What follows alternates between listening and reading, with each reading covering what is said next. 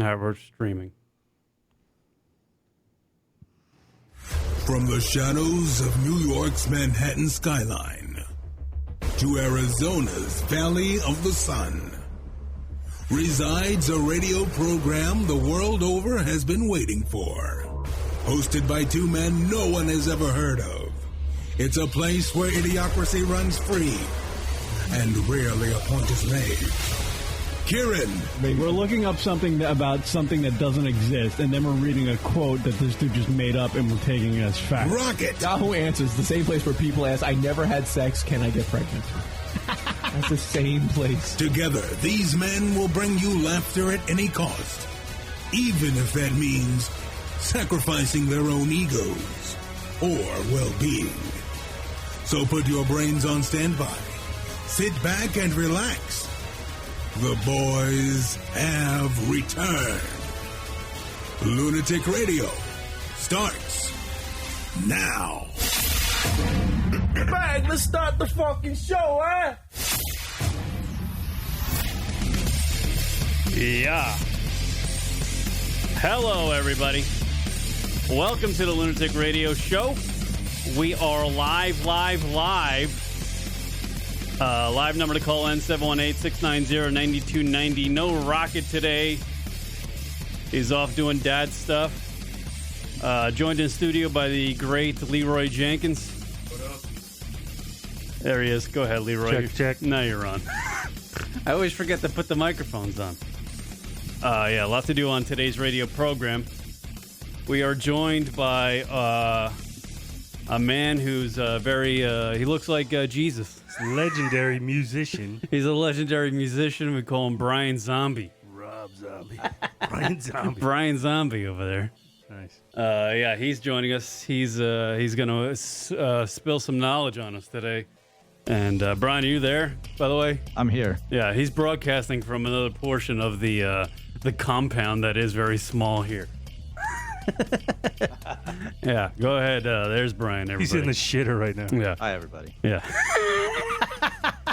Yeah, if you're in the shitter, please flush that motherfucker. Don't clog it.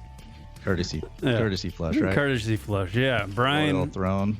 Brian's new to the program, new to radio, so this is going to be fun. But he's got a lot of knowledge about some stuff that I actually have no idea about. So this is going to be a fun time. We're gonna learn some stuff. We're gonna talk about some crazy news on the radio show, and So he's not talking about golf, the Yankees. he's not going to be talking about the Yankees getting swept in Boston this weekend. No, he's on another level, right, Brian? You're on another level. He's frozen. Well, trying to go up to another level, if you want to say that. We all are, right? I guess. I don't know. I mean, you haven't. I don't even know how to begin this. Be honest with you, I don't know how to begin it. Brian, help me out how to begin this. Let's just go deep, man. No intros. We're just going to talk about the down and dirty stuff that we all need to hear. What is the down and dirty stuff that we all need to hear as human beings, right? Is that what it is? As human beings, for sure, because our whole planet, our whole world is in a process of transformation right now.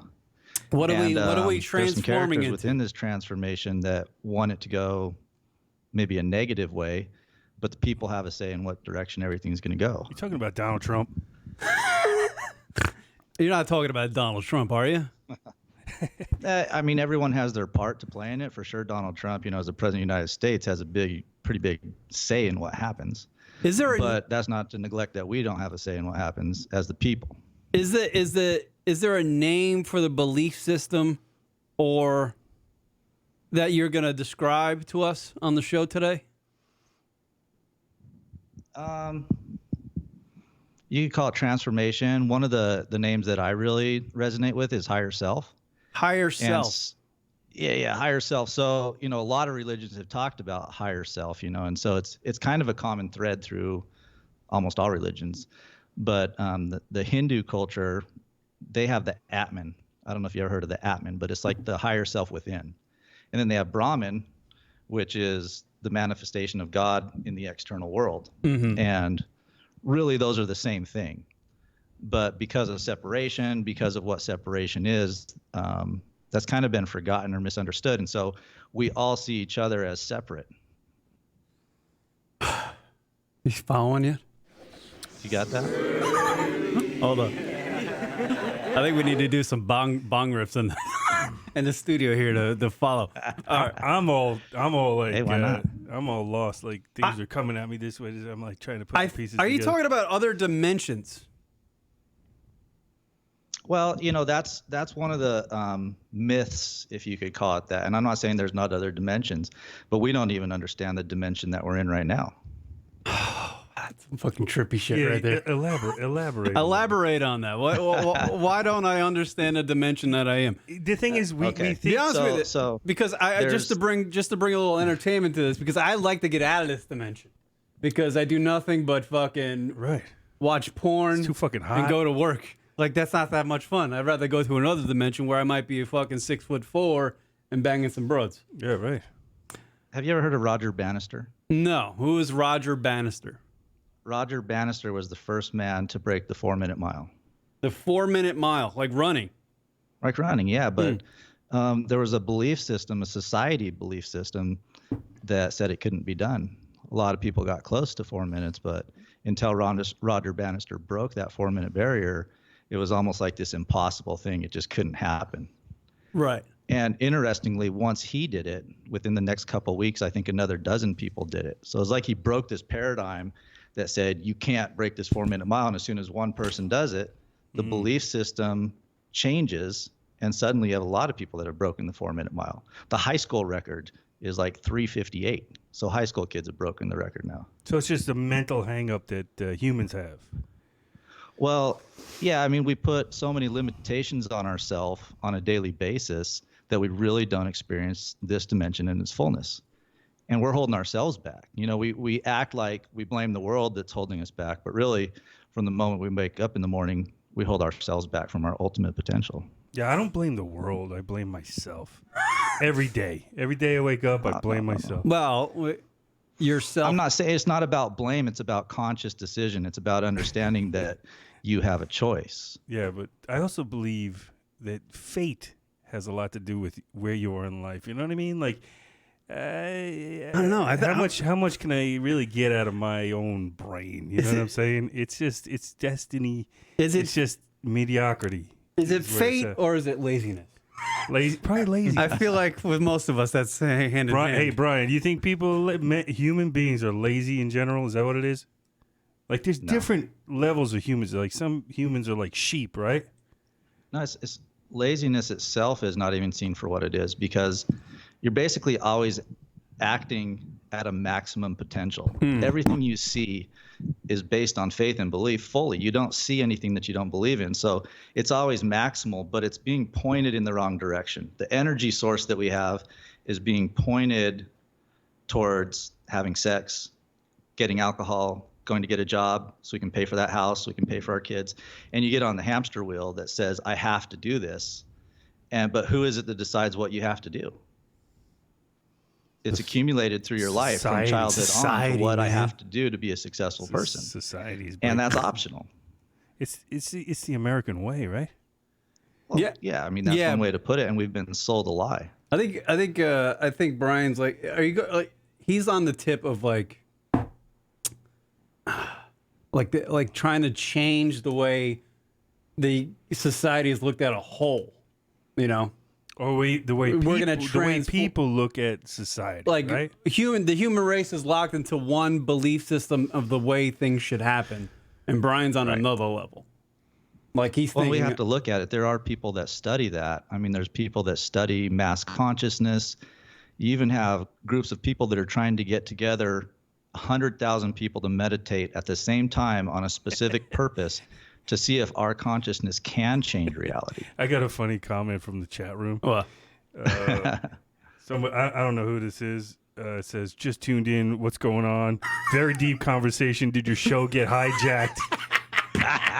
well, no, we figured, we got to book some guests, so we figured we'd go with God first. We got to go deep. Me and Kieran need some deep. When you jump down the rabbit hole, you don't always get to decide where it goes. Yeah, no, it's I want to understand what. Hold on, I got. Oh God damn it, I got things going on here. Dude. Caller coming in. Hold on, here we got a call.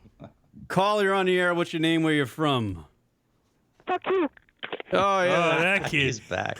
he's back. I love that guy. He's yeah. the best. I hope he comes up with something better than just fuck you. I hope he just starts saying the C bomb every once in a while. Yeah, well, just Change it up, a little just variety. Go Baba Booey. Yeah. All right. So Brian is here. Brine Zombie is here. Brine Zombie, I love And it. he's going to enlighten us. And Leroy and I are minions. Oh yeah, we're just When it comes to I would say we're Nah. both open-minded. We're both open-minded, but our minds can only go so far. yeah. It's like our open-mindedness goes as far as like a cardboard box. It's Like the Who determines that? I guess it's us. I mean, it's hard for us to. It feels like you, Brian, Zombie. Brine Zombie. I like the Brine Zombie. I love that shit. I think it fits.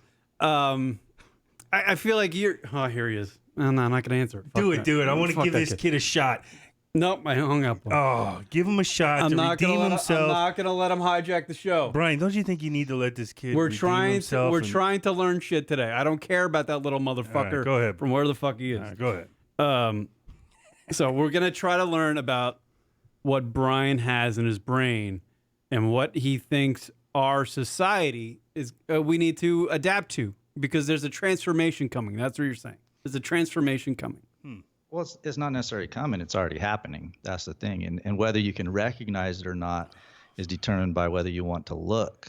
If the transformation is already happening, then how do you know? You What are we experience it. transforming to? I mean, if I say love, that's going to throw off a lot of people because we have all these weird associations with what we've made up love to be, but really ultimately, if you say the creator of the universe, the uncreated creator behind all creations is love. He's a manifestation of love. And in a way, it doesn't always appear on the surface, but everything is a manifestation of that frequency that's called love. And any distorted view of that is separation, is hate, is fear. Because fear is like a child in the bedroom that thinks the draperies are going to attack him in the middle of the night. Well, we all know that's not true. I think when you But anytime you don't see something for what it really is, it's distorted. And that stems from a belief system, the structure of fear. What's going on? When you say, let me get this straight. I gotta dumb it down a little bit. When for me, when you're saying if you aren't allowing love into your life, that's fear. I mean, you could say if you're blocking love, that is a form of fear. If you block the love that people would offer you, in a sense, you're afraid to receive it, and possibly because you don't believe you're worthy of it. And so as a person, if I don't believe I'm worthy to receive love, then I'm going to block it. I'm going to discount it. As soon as someone performs an act to show me they love me, I'm going to say, nah, they don't really love me. They were just doing that to get something out of me. Yeah, well, I'll change it so that I don't have to actually address that issue. Whatever the issue is that fear would block, it has to be brought to the surface and dealt with. Don't you believe that like humans by nature tend to be coming at other humans from an angle for some kind of manipulative reason or whatever? Well, some people do for sure, and that's always based in fear. That you would never attack someone unless you were afraid yourself. You would never try to secure something around you to protect you unless you thought something could attack you.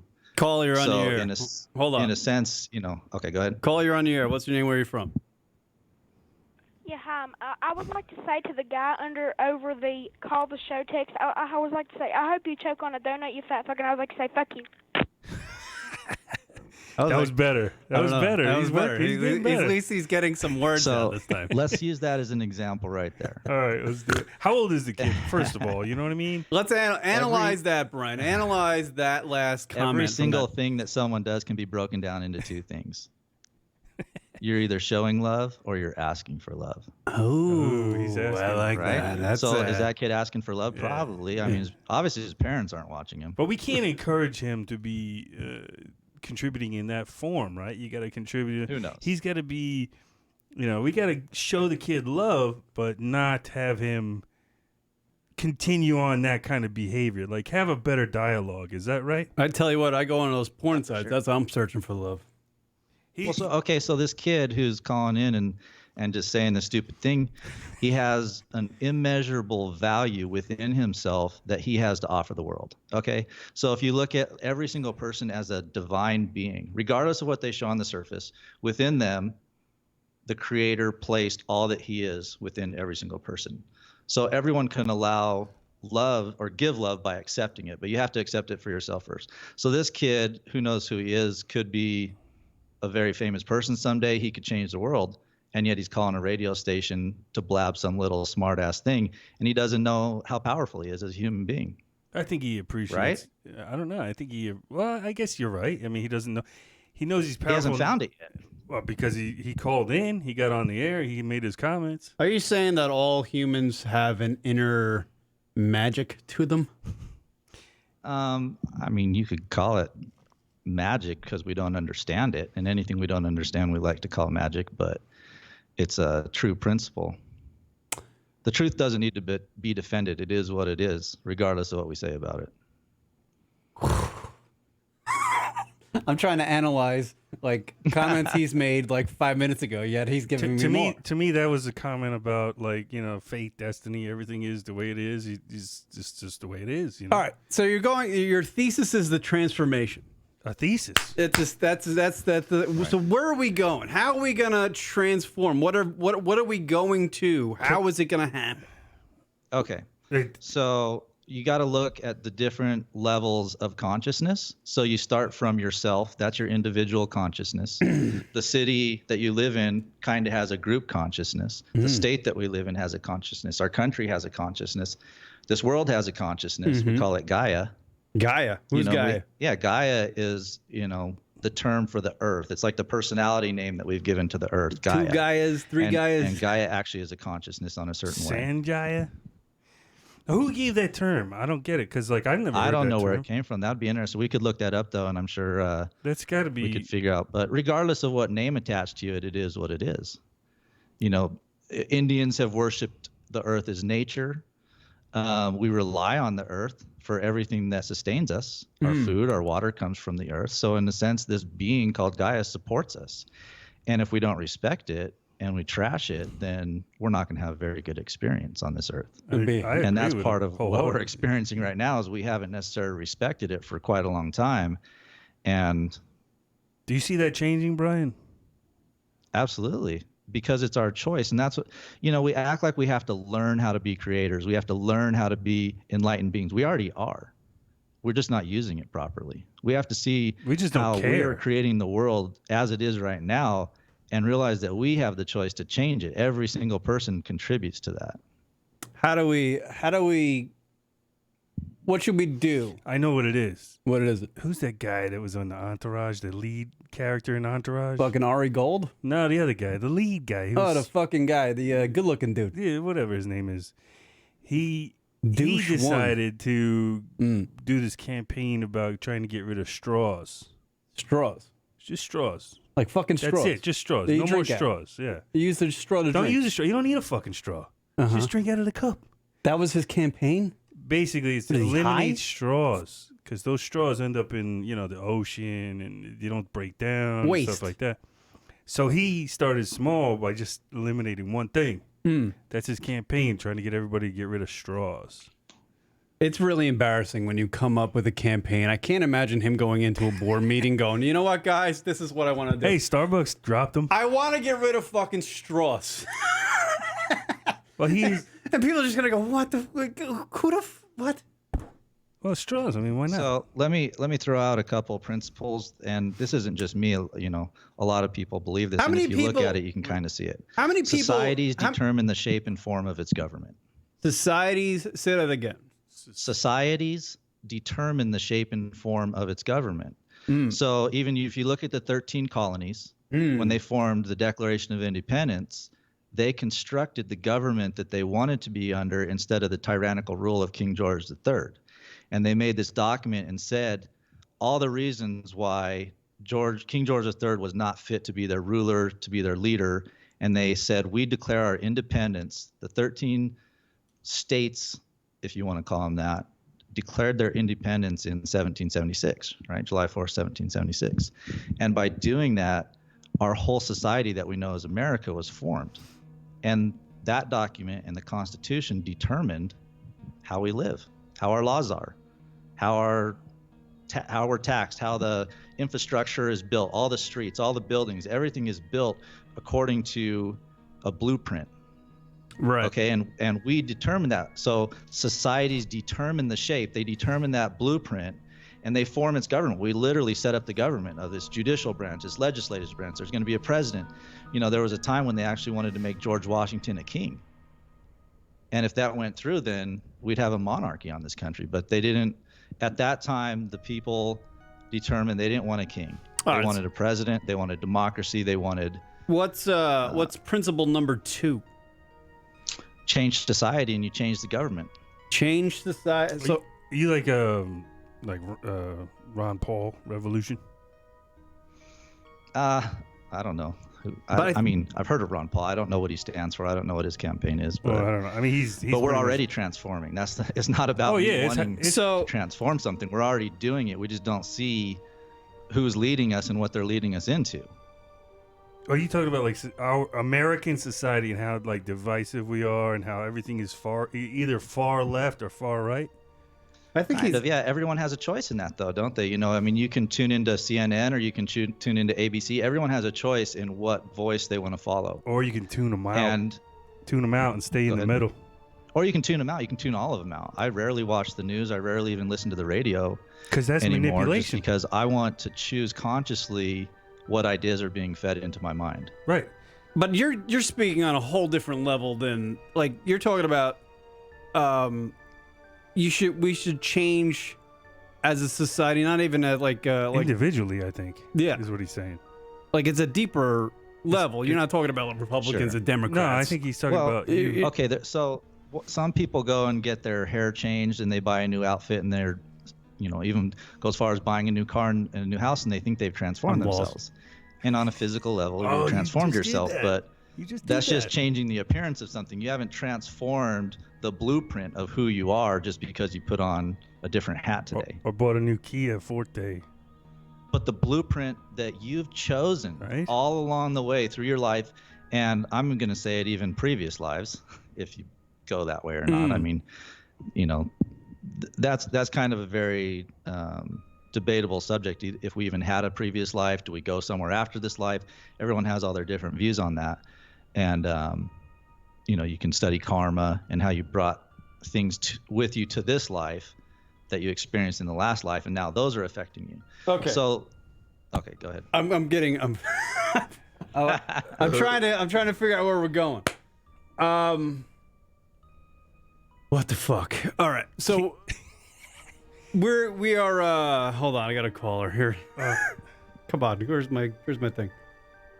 Caller, you're on the air. Caller, you're on the air. What's your name? Where are you from? Hey, listen, I'm sorry I called in and said all that stuff. Okay. Your apology is accepted. Hey, where you from? Tennessee? Yeah, I'm actually from Virginia. Nice. Mm-hmm. West Virginia. I would just like to say something about the guy with a very long beard. Yeah. I hope you shave it because it's really long, and I think you would look more handsome with it shaved. Well, thank you. Oh, thank you, sir. That is not going to happen. Yeah, he's not going to. Okay, and I would just like to say something before I put the phone on the hook. Mm-hmm. Okay. I would just like to say, fuck you, assholes.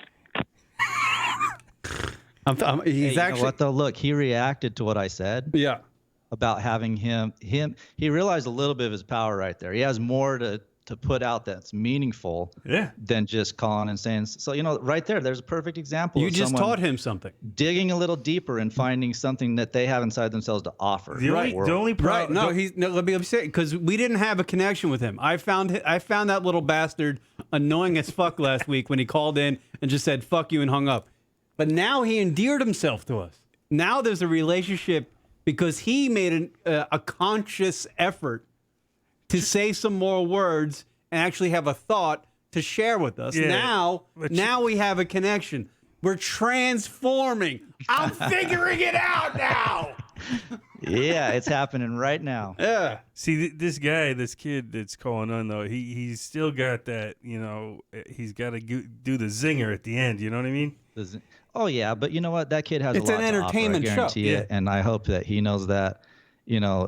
What we show on the appearance is not very much. When you're walking down the street and you see a bum on the side of the street, you don't know their story. You don't know who they were and why they got there.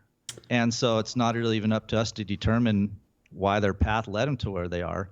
But we do have an ability to show love to everybody, no matter what they're showing us on the surface, and look at them as a divine being. This is a divine manifestation of the Creator. Hey, Brian. Yeah. Do you think that other people have that same kind of vision about you? Do you know what I'm saying? Like, there's a lot. Everybody is judgmental, right? Human beings by nature are judgmental. So everybody has their own beliefs. I believe that people should have their own beliefs, live and let live is what I believe. Like, you choose what you want to do in life. That's your choice. I'm not going to be the one to try to stop you from doing what you're doing or to encourage you to do more. That's your choice in life. But other people, by forces of like outside forces such as religion or society or whatever, have a predetermined opinion about other people based on those things. Like if you are in a certain religion, that means this, and I'm guilty of the same thing. Well, okay, so we all inherit certain beliefs because of the family we were born into or because of the religion that we belong to. We kind of inherit a certain set of beliefs, but as we come of age, we get to decide for ourselves, are we going to continue following those beliefs or are we going to decide to go in a different direction? Right. Like and I so you inherited see belief. people that come from like, a household where alcohol was abused and they want to escape. They don't want to repeat the pattern with their family. And so they escape it and they become very successful people. Yeah. They're college educated and they escape the pattern. And so that's what the transformation is about, is deciding no matter what's happened up until this point in the past, I still get to decide who I am and what I want to be in this journey of life. So it's like and nothing can stop that. So the transformation is just like literally just keep on trying to be a better person. Hold on, I got a call coming in. Call, you're on the air. What's your name? Where you from? Actually, to be honest, I've been watching y'all's show since 2015, and I would like to say you guys are so good at the radio. And I would just like to say, if you would like to be a good person, you need to show it. Okay? Thank you for calling my dick. There you go. If you want to be a good person, show it. A fucking person just went from like a piece of shit to like I want to invite them over for Thanksgiving. We just transformed a human being, guys. I did. We did. See, Brian? Well, and to be honest, we didn't transform. That was already there. Yeah, that was already inside of him. It just didn't come out for some reason. Fucking Brine Zombie why just didn't brought it come that out. Before? Yeah, he just brought that out of that person. You just brought that out of that person. We had nothing to do with it. We thought that little bastard was a prick last week. Now we love him. So you said something earlier. So basically, we're supposed to try to be a good person, and that's like an intention. So we have this thing called intention. Mm-hmm. I intend to go do this today. I intend to be this kind of person. And that's really, it can be done much more consciously to set intentions of what you want to be. And you read books, The Law of Attraction, The Power of Intention. There's people that have mastered these principles where you can consciously take these ideas, these frameworks, and build them into your life so you have more choice in what you experience on a moment-to-moment basis. Mm. Who's that guy that you... So that's the power of it, right? Go ahead, Leroy. Who's that guy on Netflix that you watching? Tony Robbins? Tony Robbins. It's like Fucking a Tony love Tony Robbins Robbins deal, right? He's like Tony Robbins with a beard. Well, do you know how Tony Robbins started? No, go ahead. I don't know. It was basically there's a thing in hypnotism. You guys familiar with the history of hypnotism at all? Not the history. We know what it se, is. But yeah, it's Yeah, like, well, you know. Well, have you heard of neuro-linguistic programming? No. Okay, neuro-linguistic programming was Did he devised used to by a play man for the named Mets? Richard Bandler and John Grinder. Tony Robbins knew those guys in the very beginning when neuro-linguistic programming was being set up. And he became a neuro-linguistic programmer. He studied the art of making suggestions to other people and them accepting them and changing. So he's a transformation artist. He knows how to help people transform by offering suggestions to their mind, and he knows how to bypass all the critical factors that people allow fear to get in the way. They allow their family members to get in the way. They allow life to get in the way, and he shows them how to bypass that. Right? Tony Robbins.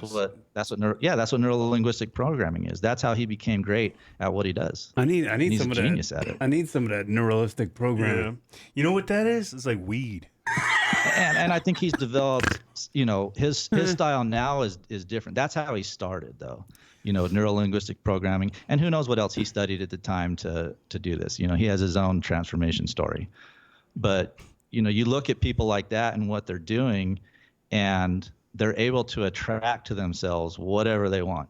Billions of dollars, helicopters, money, houses, traveling. Conor McGregor, the UFC guy. I got another call coming in. Hold on one sec. Hold that same thought. fucking kid, right? Now you're mad at him. Call, you're on the air. What's the name where you're from? Yannette Garcia is a lunatic weather woman, okay? Yeah, but she's hot as shit.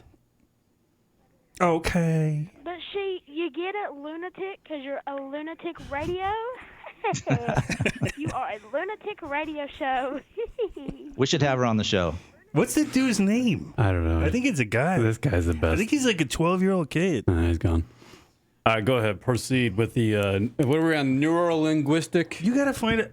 You asked the kid, Well, callers. That's just one way of looking at it. There's just like, we talked about our government has a blueprint.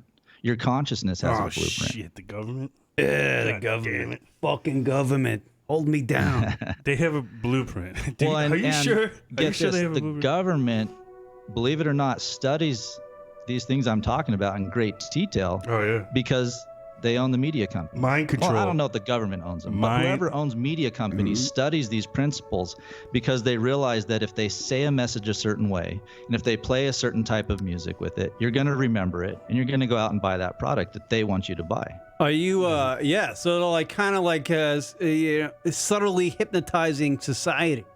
Oh, for sure. Think about when you're sitting in a movie theater and you're in that nice recliner seat that they got, you forget that you're in a movie theater if that movie's really good. You're so absorbed in it, it's almost an out-of-body experience. And then I forget about a lot of things when I get the blowy from the girl sitting next to me. Sorry. Brings you back. Yeah, it brings me back. Yeah, no, I get it. The way like Trump, for example, is doing the same thing with the minions that follow him. He just says, we need to build a wall. Or he says everything's great, and everybody's like, okay, everything's great. They all do it. They all do it from both sides. Yeah. Right. So in order for that wall to go up, a lot of things have to happen. Group consciousness has to accept it. The people have to accept it. And so they have this whole agenda of how they roll out these plans to accomplish that. And you can look at it manipulation. They're manipulating people. But regardless of how much someone tries to manipulate you, you have a choice to accept or reject what they're trying to manipulate you.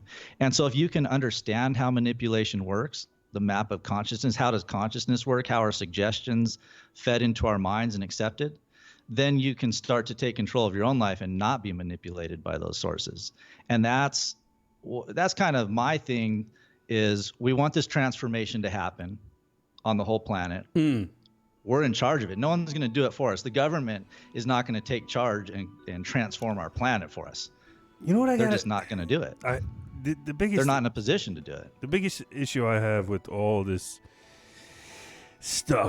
conversation, basically, is that I'm like midway through the life. I'm on the back nine, right, Kieran? Yeah, you know what I mean? You're making the turn. You're getting a hot dog at the turn of life. I'm coming down the hill. Right. Like kind of rolling down. And by the way, stumbling. you're shooting a terrible score. Right. I'm like double bogey in this shit. Yeah, you're fucking way over par. But what I'm saying is, there's not a lot of time for me to try to figure this shit out, I don't think there is. And it could be laziness. You could say that two ways. You could say, well, I don't have a lot of life left, so, how do I figure this all out? Or there's some things coming in our very near future, and if we don't figure it out, is not going to be pretty. Well, it's not going to be pretty either way. But Brian just touched on something. But yeah, but that's the thing we have over young kids. Like young kids coming up, they're never gonna have the wisdom that we have now. They're fucking playing their video games and their Facebooking. Yeah, they're gonna be dumber as fuck, dude. All they're gonna know is Call of Duty. Who gives a shit? What kind of life skills is that giving you? Nothing. I mean, they interact with folks on a fucking video screen. It's. Wait, I want to know right now, Brian. The way you're supposed to develop as a human being is that once you get older, you're more wiser. Yeah. And that's the way it should be. None of us can, right? None of us can predict what's coming, right? Brian has that's kind of a trap door right there. We sit there and we wait for something to happen because we say, I have to wait for life to happen. We create life. We decide when it happens. Yeah, positive, negative, or neutral, right? Well, but we decide when the apocalypse happens. Oh, there, I just said it. I don't believe it. Oh, there's an apocalypse. Hold on. John Kinsella Let's talk about the apocalypse because there's a lot of ideas surrounding the apocalypse that make it seem very, very scary. And, I think a lot of aspects of it are pretty scary. But the apocalypse simply means the uncovering. The uncovering of the truth. Ooh. All right, anytime you uncover the truth, people that want to hold on to these lies, they don't want to let go.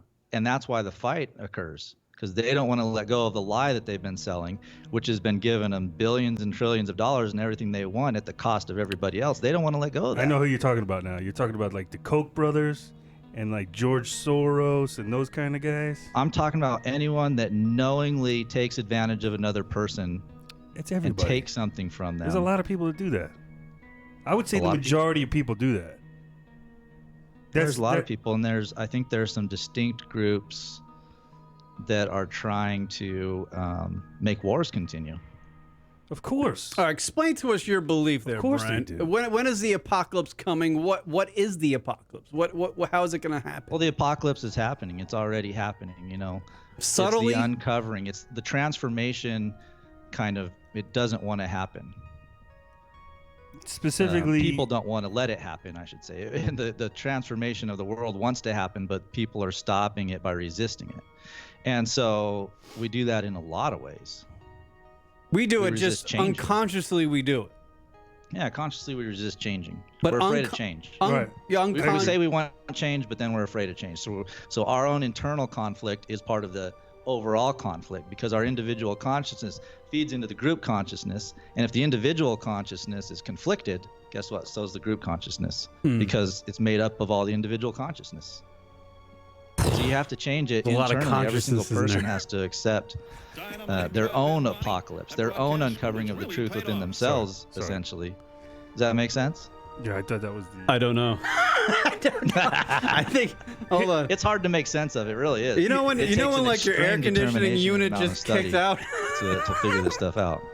It's like my brain just I need somebody to repair it. Your brain tried to go somewhere else because it didn't want to face that. Couple feedbacks coming in from the chat room. John Kinsella checking in. Leroy's at the dog leg of life. Robbie Anderson checking in. Kieran looks like Chip Chippison. That's an inside joke from another podcast, which is very, very great. And John Kinsella just checking in. That was a lot of consciousnesses. Did I stutter? That was a lot of conscious. I think this show. I should have been a little bit more prepared and sparked a couple dubs, and I would have been ready, man. I don't smoke weed, but I feel like I should have smoked weed. Let's make it more fun because we need to talk about aliens and how they play into this. Oh, today? Shit. Wait, so hold on. I'm waiting for the apocalypse. Wait a minute. The aliens are part of the apocalypse. Okay, absolutely. Let's summarize quickly. So from what I gather. We're transforming as like a human race, right? And the transformation is, correct me if I'm wrong, Brian. The transformation is a lot of people are kind of fighting against the transformation that we're doing almost subconsciously. And when we're fighting against the transformation, it is bringing forth the apocalypse at a more rapid pace. Am I close? Well, yeah, I mean, in a sense, you can collapse time. You can collapse the need for time. Hold on. We're collapsing time now. It's like when you gotta. you can't. Time is relative, right? The theory of relativity, Einstein talked about that kind of stuff. Time, as we understand it, is part of the construct that we've created for ourselves to know ourselves I through. needed a doob. And it's very useful. I'm not saying time isn't useful, but it's constructed, and everyone experiences it differently. So it's not like a 100% same thing for everybody. You can even take drugs that completely alternate the way you perceive time. What about colors? People don't perceive colors the same. Colors, man. Absolutely. No, Like- they don't. Like you see this is People red. don't taste the same things. You can eat the same food and it tastes different to different people, right? Kieran I mean, can't taste. I don't know how you know that, but Kieran you can't only know what taste, you taste, He doesn't like salmon. what you sense. Fucking hates He that. says salmon tastes like dog ass. Yeah, it does taste like dog ass. Not that I know what dog ass tastes like, but So, salmon. I mean, we're barely scratching the surface of what transformation really is. I mean, we're, barely scratching the surface of how it occurs. So yeah, but I'm still like kind of confused about like why are we transforming, and what are we transforming to, according to your thought process. I don't know. Part of the limiting belief that we have to go beyond is that we need to transform into some certain thing. And that's where the media comes in, because for thousands of years, I'm not just talking like our current media, for thousands of years, we've been told by people in power who we're supposed to be. Right. And you think about like the burning of the stakes, whatever, Joan of Arc type of stuff. These people started having psychic abilities. They started seeing the future. They started channeling energy. And so they lit them on fire in a public display. And that changes the society, because the society is now fearful. Even if they are having these kind of experiences, they're not going to come forward with them because you're going to get lit on fire. So you say, you know what, I'm just going to keep this to myself. Right. And eventually you forget you even have certain abilities. I have no abilities, so I'm good. You know what I mean? Like nobody's gonna You'd come. be surprised. You'd be surprised at how many abilities you actually I'm have. sure I do, but it's like time. It's the time constraint continuum type of thing. Brine Zombie said before. I think he was talking about people searching for love. I think Leroy is searching for love. He's searching for acceptance, and that will help you grow. Leroy. I don't have an answer to that one. Yeah. Why would aliens be such a secret thing? Think about that. Why is there so much secrecy? Okay, around let's aliens? think. Why are aliens such a? Well, first you gotta come to the decision of whether or not you believe are aliens. Yeah, because it could not even be aliens. It could be just governmental projects. But for the sake of the radio show, Leroy and I will take the fucking leap and go. You know what? We believe in aliens. Whatever. Fuck it. We believe in them. So why are they hitting? Now that's the question. Why are they hidden from us? I'm not going to pretend I'm an expert on this, but I'm just going to tell you what I've seen and what I've heard and what I'm looking at, because I think we're all at different levels of investigating this thing, right? And some people are like, I just don't care. I don't really care if there's aliens or not. That's fine. I don't give a fuck. But if there's some pretty huge things that it changes if they are real. If aliens are real, okay. The Roswell crash in the mid 40s. Okay, that was probably one of the biggest, most well-known cover-ups or beliefs that there was a cover-up about the aliens is Roswell. And historically, the reason that some people believe that there was a lot more sightings and it became such a big thing is because we started launching or blowing up nuclear weapons. So these beings from outer space that are more advanced than us, that have already transformed way beyond what we are, they see us here on this little planet blowing it up with these huge bombs, and they start showing up to check it out. And you may not believe this, but we have weapons. The government has weapons. The secret underground weapon corporation, conglomerate, whatever you want to call them, has weapons that can shoot these things out of the sky, and they track them and shoot them down and recover them. And then they take these craft and these beings and they study them for their own purposes, and it's all kept silent and secret. Why?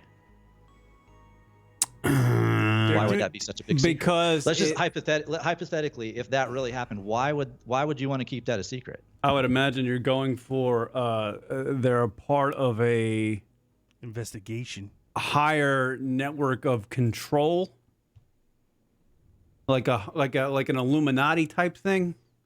Oh, absolutely. I think it's definitely intertwined with the Illuminati, which again, very secretive organization that Illuminati started. Let's see when the Illuminati started here. founded by Adam Weishaupt at Ingolstadt University in Bavaria, Germany on May 1st, 1776.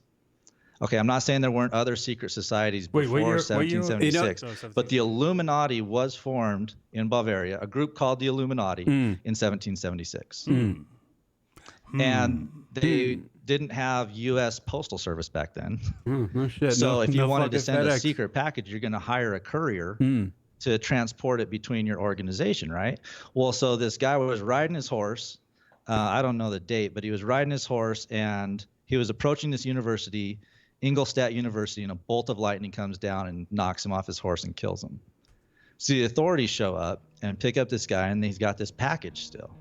And so they start going through this package and these letters, and there's people talking about committing murder and making poisons, and they're trying to control the society around that area. And they think they're above the government, they're above the people, they can do whatever they want. And so they form these alliances, they form these secret underground groups, and on the surface they might make it look like, oh, we're just studying religion, but they get behind the closed doors and now they're planning who they're going to murder next or take out if they don't fit into their agenda. That's the Illuminati. That's human nature. Well, maybe. Yeah, and you know what else? Yeah, but that's like the story about the guy who invented the engine that ran on water, and then apparently, as legend has it, he was poisoned at a restaurant and he died. Right. And they don't have an engine that runs Why off. would that happen? Because that's what we got to learn how to look at. Why would all this stuff happen? What's being protected that's so valuable that's worth murdering people over? Well, it's our power source, the oil. Secrets, man. It's the oil. It's the gas. Power. It's control. It's it's our economy that needs to be You're going protected. in the right direction, yeah, if you're looking at the source of where it comes from, because oil and gas is huge. The banking industry is threatened. The medical industry is threatened by it. All the huge billion-dollar type of corporations are threatened by the technology that they're hiding themselves. They're keeping it hidden because it threatens their own agenda. Right. It's like if you find a cure, like, did they really want to find a cure for AIDS or cancer or something like that? Because that's big business. Or the opioid epidemic. Yeah. Like pharmaceuticals, yeah, so anytime for something example. pops up that threatens it, they just either discredit it through the media. Right. You know, in the late 1800s, chiropractics was illegal. Right. Why would chiropractics be illegal? Because they didn't want people to get healed, and so they made it illegal. Or they just didn't understand it. You know, they sincerely didn't want people to get hurt, and that's what they say. Oh, we don't want people to get hurt by snapping their necks, so no one's legally allowed to practice chiropractics. I mean, that was 100 years ago. Right. If you discover something that's a cure for something that is, that has generated a giant industry of business, but yet you discover a cure that will eliminate that business. That cure's not coming. That cure's gonna get buried. Like, good for you, or Johnny. Even if it's not buried, they'll just go buy the technology from you and they'll put it on a shelf. Right. Because they have nearly unlimited money. So the person that invented it makes out rich, but none of the society doesn't get a benefit from it because they'll stop that from happening. So you're actually almost putting out the idea that there possibility that there could be like cures for cancer or a way to,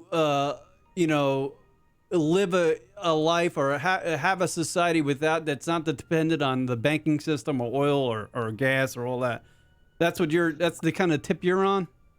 I mean, or that yes. Yeah.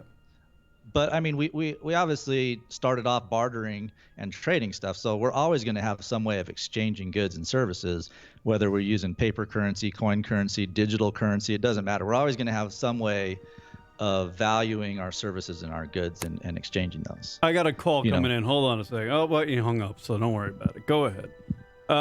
Okay, so another thing you got to look at with the oil. Okay, the oil is worth a lot of money itself, right? So if we have this technology where we don't need oil, we don't need public utilities, we don't need nuclear power plants necessarily. There's some higher technology that replaces that. When the oil goes away, you also have to look at money that's traded on the oil reserves in the ground. That's hundreds of trillions of dollars. And so if the oil is no longer valuable, not only did you lose the value you would have made off of selling the product itself, but the leverage against it also goes away. That's hundreds of trillions of dollars. Right. Yeah. So, imagine, like you said, human nature. I don't like calling it human nature because I think human nature is good, but corrupted nature call it nature would murder people to to keep that control, to keep that level of control. And they don't do it themselves. The people in command aren't the ones pulling the trigger. They send their goons out and they pay them some cash to go take care of it because they're cowards. So I think what Brine Zombie's describing is that there's an ultimate power that when something comes up against it that they feel is a fucking threat to the way things are, that shit is just going to be eliminated and no one's really even going to notice it. There's good, there's evil, there's a bunch of different sins. I'm just trying to figure out if my brain's working. Okay, here's another thing. Okay, that's on a global scale, right? Everything that you can see on a global scale also relates on an individual scale. I got one. So in our own consciousness, we have secrets. We keep secrets. We're afraid. We're so afraid to look into certain areas of our mind or certain areas of our heart because we're so afraid of what's going to be there. If we go there, we're just going to be terrifying. And we're not worthy of it. Yeah. And so in a sense, the global shift has to happen away from people doing that, but we have to shift on an individual level and be able to look at the things that we're frightened of. Because if we want to overcome fear, then we have to work at it and overcome fear. We got to look at it. And so when we look at these huge, large-scale operations and try to determine who is this Illuminati, who are these secret groups, who is this shadow organization, part of the process is us looking at ourselves and are we supporting that ourselves? And if we are, then we can change that, or we need to change that. We need to change how we're supporting this, because like I said, from the moment you wake up, you are accepting this by what you do. You ever thought about like maybe the fact that you ever thought about like from the angle maybe that what if the Illuminati doesn't exist? And where are we at then? Does that eliminate like if they don't exist for this way there's of still things that are happening in organizations that why are we killing so many people? What's all the death count for? Why are there so many people going missing? Wait, I mean, why is there so much poverty when we have hundreds of trillions of dollars in oil reserves? Why do we still let people go hungry? All that world. Look, it's just a lot of fucking people in this world. You're asking why death occurs. You know what I mean? What's that? You're asking why death occurs, and I mean that's just human nature. In a sense, we choose it in a certain way. Everybody lives and dies throughout history. This is you might say that people come back in time. You're alive, you're dead. Yeah, you live and you're dead. But think about it: if people don't have the belief that they're evolving towards something, then there's not really a purpose in this life. So they just do whatever they want because you're just going to die and go wherever you go anyway. So what's the purpose of making these harder choices that ultimately benefit you? They're harder to make. Isn't that the basis of religion? Robbie Anderson checking in from the chat room. Brine Zombie needs to get a tinfoil hat.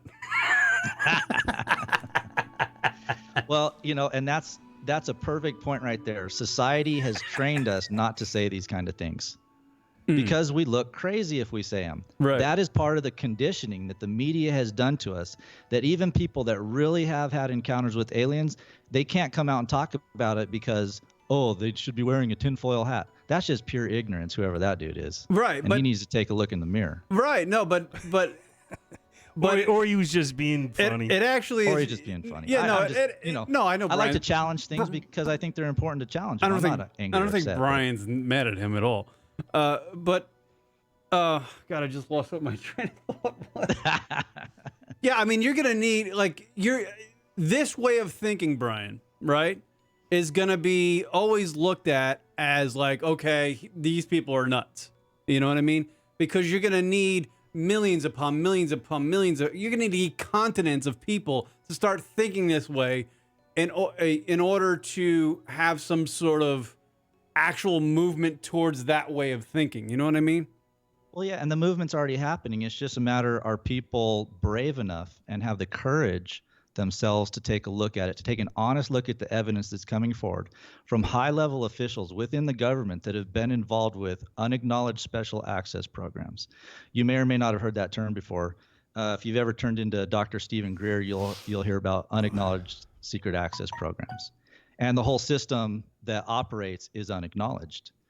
And when the President of the United States or CIA directors try to find out answers to this, they get stonewalled and they get told, you don't need to know about this project that's going on. the President of the United States, the CIA director, Wow. J2, get stonewalled. Is that absolutely true, or we don't know? That's absolutely Everyone true. needs to do their own investigation. No one should believe one single word out of my mouth, Right. or anyone's mouth for that matter. Do your own investigation. That's what's important, is for people to look at the evidence themselves. We're very intelligent people. We can decide for ourselves. I don't need someone to tell me what to think. I don't need someone to prove something to me. If I believe it if I've looked at it long enough and say, okay, I don't know what's going on fully, but there's something going on, and I'm going to keep looking until I find it. Yeah. And I won't stop till I find it. Because belief is like it's a dangerous thing. If you have a strong conviction and belief, that means you're very closed-minded. You're not open to like listening to other things, I think. But I'm closed-minded, and I think I'm open-minded. You know what I'm saying? I like what Brine Zombie just said. I mean, I could do all sorts of research and blah blah blah, and try to find out if things are true with the government conspiracies and this and that. And I come to the determination that, in my mind, I think there is some sort of conspiracy. I still ultimately could be wrong. You know what I mean? Okay, so even if we are wrong and we say, you know what, I'm gonna meditate, I'm gonna try to make this world a better place, I'm gonna try to look for these signs and improve my life, regardless if it's true or not, we improve our lives. Okay, so if we head in a direction where life is improving, then we're accomplishing our goal. This is what I want to understand real quick, Brian. You're talking about figuring out these things on your own to improve your own individual life personally, right? Well, but yeah, you change your personal life, you've just changed society. Are you not a part of society? Not quite. No, I get what he's saying though. And if everybody does, if everyone did it at the same time, there would be a massive change, and that can happen very quickly. And that would be the transformation. You can't. Right. You can't. Fuck! I finally got it. It took me so long. It takes a while to get to. I've been studying this stuff for a while, and it'll make your head swim. It took me like a fucking hour to get that. You can't make an individual. I don't think you should try to make individual leaps and bound changes like that in order to, I don't know, create a new world, right? Because you're setting yourself up. It should be methodical. It doesn't have to be like a blind jump. It can definitely be very methodical and planned out, and you know where you're going. That's the difference. Right now, you don't really know where you're going next week or next month or next year, because we have no idea what's going to happen. We have no idea if someone's going to fly a plane into a building again and the whole freaking state or country shut down again. And they know how to use those tools against us to put us into a frantic, to put us into a scare, to manipulate us into saying, go get the enemy. And we don't even know. We haven't even verified who the enemy is yet. And the whole country's saying, go get him, because the media tells us what they want us to know. And who knows if that's a true story or not? That's the problem. Well, right now, everybody's the enemy, and we're the enemy of everybody. In your beliefs, everyone. In what you believe in, or what you might think is true or could happen or whatever, do you believe that there's an alien being that's in cahoots with the higher powers on this planet, like Illuminati type, who can to process the transformation of the human race? Is that what you're saying? I would say that there are two types of beings. Beings that follow love, beings that follow fear. You can only operate out of one of those mechanisms at a time. You can't operate out of love and out of fear. So when people tune into a frequency, if you want to call it that, like you go in your car, you want to hear a certain radio station, you know how to tune that station to hear the music that you like. Mm-hmm. Okay, so on a consciousness level, we are tuning into frequencies. Mm-hmm. We are a frequency being. And that kind of sounds weird to use that vocabulary. We don't talk like that very often. But literally, our body is a biological, neuron firing, electron exchanging frequency device. Barely. Our computer's a device, or our body's a computer type of device. It's a biological computer in a sense. Okay, and everything that we interact with is giving out frequencies. We tune into stuff. Okay, this is a hard conversation to understand the meaning of what you can do with that information. So you asked, are these beings working with the Illuminati? Right. Oh, this like an alien meaning we don't know who they are.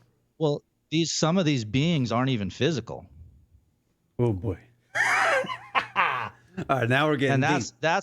it's hard to understand because our society doesn't want to look at the deeper levels of consciousness. I think we should. And there's a lot of people and a lot of evidence that people can experience consciousness in a totally different way. We're multidimensional beings. Go ahead, Leroy Jenkins. I'm thinking we should have like compartmentalized this conversation to like one tiny. It's kind of going everywhere. Yeah, because here's the thing. if you go from you got to like, start to see the patterns, because everything that we're talking about is a pattern, and you got to see it in yourself. You got to see it in the world. You got to see it keep coming back around until you can see the patterns. Once you can see the patterns in society, you don't have to jump on that hamster wheel anymore and follow these ideas that you're being fed. You change it. You change the dialogue. As soon as you hear something and you know it's false, you don't listen to it anymore. You got to get in flow with the correct. So you got to tune into the right frequency. You got to find what frequency you want to follow, which beings you want to follow. That takes, and there like, is ways of doing that. That takes like conviction. You have to be determined. You know what I mean? You have to have absolutely. Yeah, but you know, if you're contradicting yourself or your thoughts or your beliefs, or maybe you're continuing to try to understand things, then you're not going to pick one specific, you know, conviction or train of thought. You're going to go, I might believe that, but let me just chill out for a while. Maybe there's something else I want to think about, you know? Robbie Anderson from the chat room checking in. L. Ron Hubbard would be proud of Brine Zombie. Yeah, probably. Well, Very you know, good. and that's the thing. There's a lot of people like Ron Hubbard's out there that have got in touch with something deeper, and they try to share it with other people. And I think, you know, there's definitely some controversy But that's over like Ron Hubbard that's and Scientology that is such a group. I mean, Ron fucking Hubbard's cult, not isn't around, it? but his That's a group still cult. is. Can you hear And us? That's you a- know, that's what a- are they doing to these people in their I don't think you can. organizations where they control them? They can or can't do. They make all these strict rules what you can or can't do. And I don't think any. I wouldn't subscribe to any group that tells me what I can or can't do. So Right. you're not It could be, you know, I'll take suggestions from people, but I'm going to decide for myself. So Brian, you're not like affiliated with a specific religion at all? No, He just is. I like, He just you know, I is. like studying. I like studying all religions to try to see the common threads in them. You know, and there's people that have made careers out of that. There's a guy named Joseph Campbell, and he's got a lot of good material on Netflix. And Joseph Campbell talks about all the different myths, and he shows that there's a lot of the same cycles. In fact, Star Wars, George Lucas went to Joseph Campbell because he was, I don't know if he was struggling, but he was writing Star Wars, and Joseph Campbell gave him some input, and he said, I would probably still be writing Star Wars if I hadn't talked with Joseph Campbell. Because Joseph Campbell understood the cycles of human nature and of believing in these different types of gods and the hero factor. I mean, you have these same principal characters within all these different stories, and so you can understand the cycle of it and compare yourself to that to kind of see where you're at in your own evolution. Does that make sense? I got a new bit. I got a new bit for the radio show. Because Brian's trying to describe his beliefs and he's trying to give us some knowledge. This is an entertainment show. So what I'm gonna do every time I have a joke, because I just want to throw in a joke. I'm gonna hit the bell, pause, let me do my joke, then get back right into this. Or at least after the joke, hit the bell. So, Right. so I had a good joke. it's not coming across offensive to anybody. It's just a joke, you know? It's just a joke. Yeah, no, I'm just saying jokes. I'm not. It's hard. I enjoy the shit out of this conversation. I'm trying to figure it out. I'm also thinking of like some funny things to say. Like, But you don't want to get too serious about it. You don't want to like lose your fucking mind right here. no, I'm not. I'm actually trying. I've actually figured out what the transformation is. I figured it out. Dude, It took me weeks to figure that out. Dude, you haven't figured out shit. I'm on the level. I think I'm fucking on Brian's the level. been doing this for years and years and years, and he hasn't figured it out. I don't think you figured it out. I mean, if you had figured it out, you could lay it out in front of us and say, this is what's going to happen. This is what you need to do. Boom, you're done. That is a question. Okay, let's look at that. We're gonna take Let's a break. say you wanted to drive to California. he wants to and take I've a- only driven out there 2 or 3 times. I can't give you very specific directions to go to California Just go because west. I've only been there a few times. But I can kind of tell you go out the 10 and then you're going to go this way or whatever, you know. But someone that's been there thousands of times could tell you, and those sources are available to you, and that's the sources I study. Oh. The people that know the map. There are people that know the map. There are people that can lay it out. I'm in the middle of my transformation. I'm not trying to pretend like I have arrived at the golden destination yet, but I know it's there, and I know I'm going to get there. Are you plugged up to an e-meter right now? Some people don't even have that. How far are you into the transformation? Yeah. Okay, so is it like a workout program? It takes like 3 weeks. You can be standing on the bank of a river, or you can jump in it and go down with the flow, and you don't know where it's going to take you, but you know you end up in the ocean.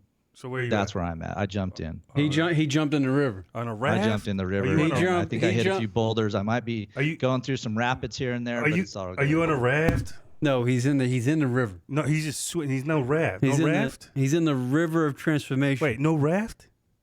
It's an analogy. We could go deeper into it. Well, I mean, an analogy could have a raft. No raft. No raft. He's in. He's in. He's no inner tube with the beers on the side.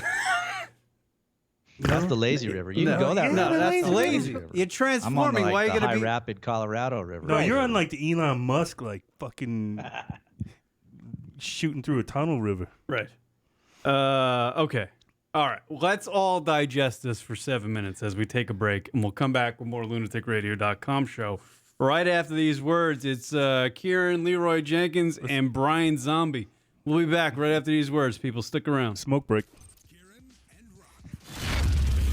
lunaticradio.com.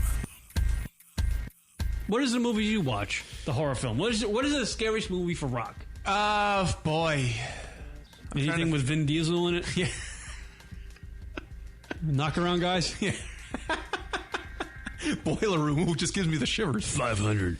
I've been in 500 fights. You know, it used to scare me when I was younger, but I still enjoy watching it. The Gate. The Gate. I love that film. Never seen it. Oh, dude, it's a stupid classic 80s, of course, pseudo horror film. Basically, the whole premise is these kids play a death metal record backwards, and it opened up this gate to hell, and all these little demons came out, and they're killing everybody. It's great. You gotta see it. You can see the whole thing on YouTube. It's in like in 8 parts, chopped up into 8 parts. You can actually watch the whole fucking film. McGillicuddy 2000, watching the show, very scary. It's true. Referring to the lunaticradio.com show. You know what? With those old 80s movies, the thing that scared me the most was like even all those like Friday the 13th movies. And Nightmare on Elm Street was brutally scary. But the thing that scared me about those movies is the creepy dude. Because all those movies, what they are, is a creepy guy, dangerous dude in the woods. Yes. The woods is scary. Oh, absolutely. Like anything that has woods in it, sure. Fucking, some reason scares me a little bit. I don't know why. Like the woods, I guess it's maybe from my childhood. Like I always the woods are a scary. I found the woods scary, and it has to be isolated cold, place, like a cold woods, like in the fall type of woods. It scares the shit out of me. So all those like Friday the 13th and the Halloween when the Michael Myers, the old ones, not the new ones. And Blair Witch, that was scary. Blair Witch pissed me off. I know. Fucking A, man. Did they make a Blair Witch 2? I think so. No one even heard about it. They made a killing on the first one. I haven't seen any of those Paranormal Activities, but apparently they're good. I'm going to see them. They're on the flicks. Yeah, but you know, like the vibe, like when that first came out, people thought it was like kind of real or something, and then they found out it was fake. And they're all fake. People want real shit. They want the illusion that it's real. You know what I mean? That's what Blair Witch had. Like Blair Witch, when they were promoting it, they gave you the illusion that it was real. That's why you sat through the fucking nonsense for 2 hours and this could be real. But then you find out it's fake, and they made fucking $435 million off of it. Those kids are living a life, you know. Off of like what it cost, like $30,000 to make. McGillicuddy 2000, Blair Witch was awesome. Second sucked. I didn't think the first one was awesome. I thought it was fucking annoying, and the only thing that made me keep watching it was because I thought it was real.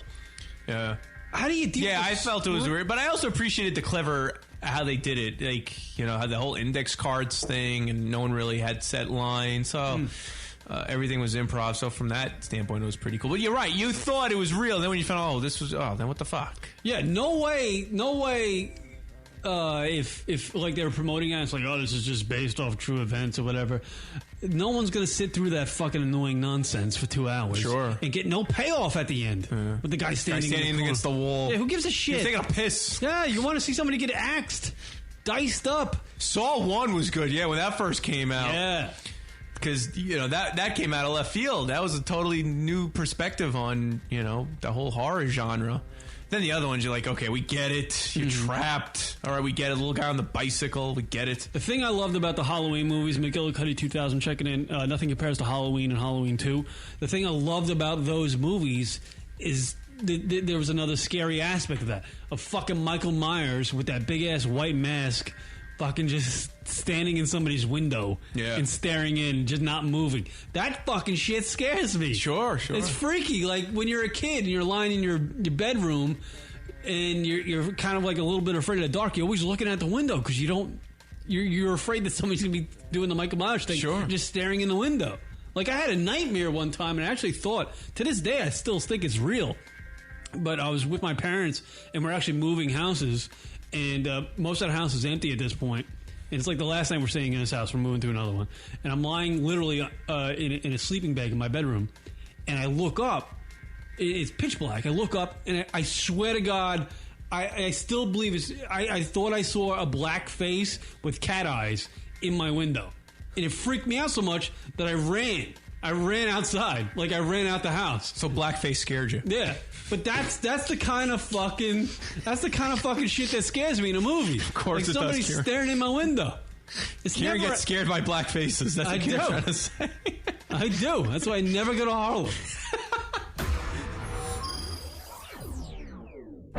You know, the one thing that would make this better? A really big hit of window pane acid.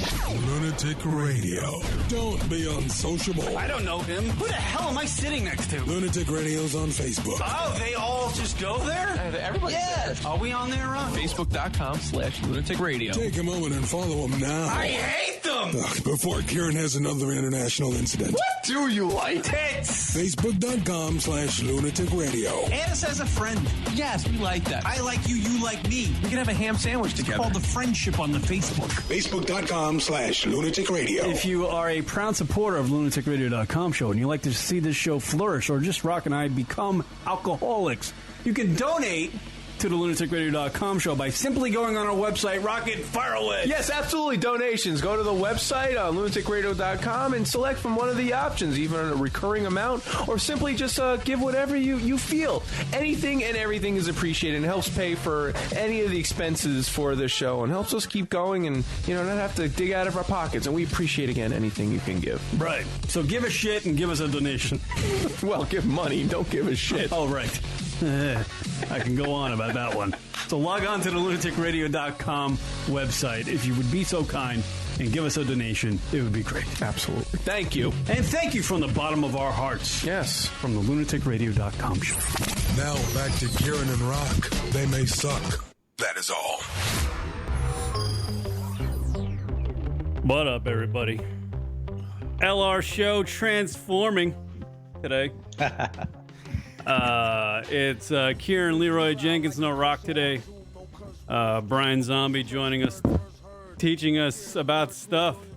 Brian's going through a transformation, and I believe it's a transformation of You playing Wu-Tang? a way of thinking. I don't know. No, this is a dude from Seattle. He's actually pretty good. His name is, I forget. It slips my mind. If I transformed, maybe I would have remembered it, but I didn't. Yeah. So this has been an interesting. It's been an interesting. It's like it could go on for. Yeah, it's been an interesting show so far. What was that? That's swirly. Did you hear that?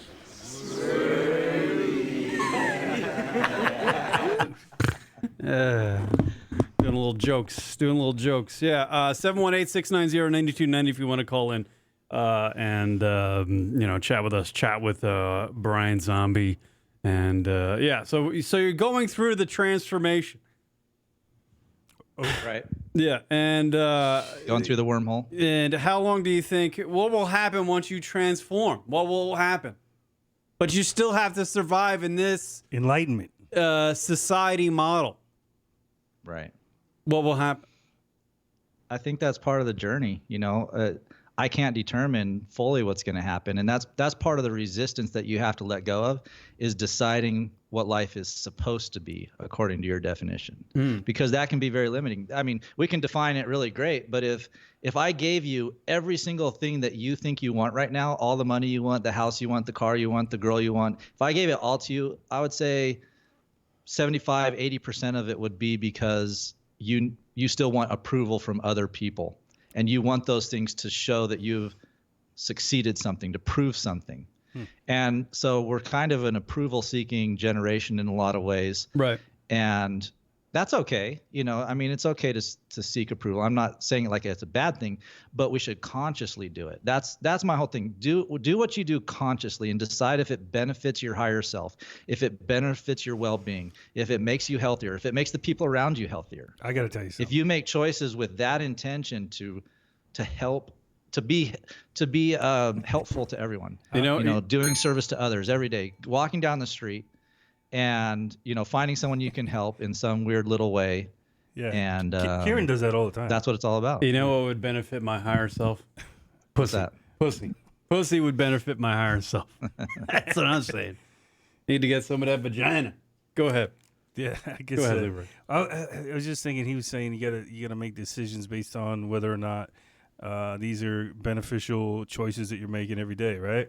Kind of. Is that what you said? Even chasing girls and the woman that you determine you want is based on what you want out of that relationship. If you just want sex, you can get that. It's available all over the place. But it's cheap. It leaves you the next day feeling worthless, or maybe you feel accomplished for a while. Maybe it gives you a high because you can go tell your buddies about this hot chick you nailed, whatever. But where does that really get you? Is that really the most that you want out of life? No, I'm not going to condemn anyone for any behavior. What you want? I'm not in a position to condemn any behaviors or any types of thinking. I'm just saying we got to consciously decide: is my way of thinking, is my behavior helping me? Is this the direction I really want to go in my life? I can answer that question. Go ahead. Every day I do stuff all the time that I'm like, it's not really a good, like a positive attribute to the way I live my life. You know what I mean? Right.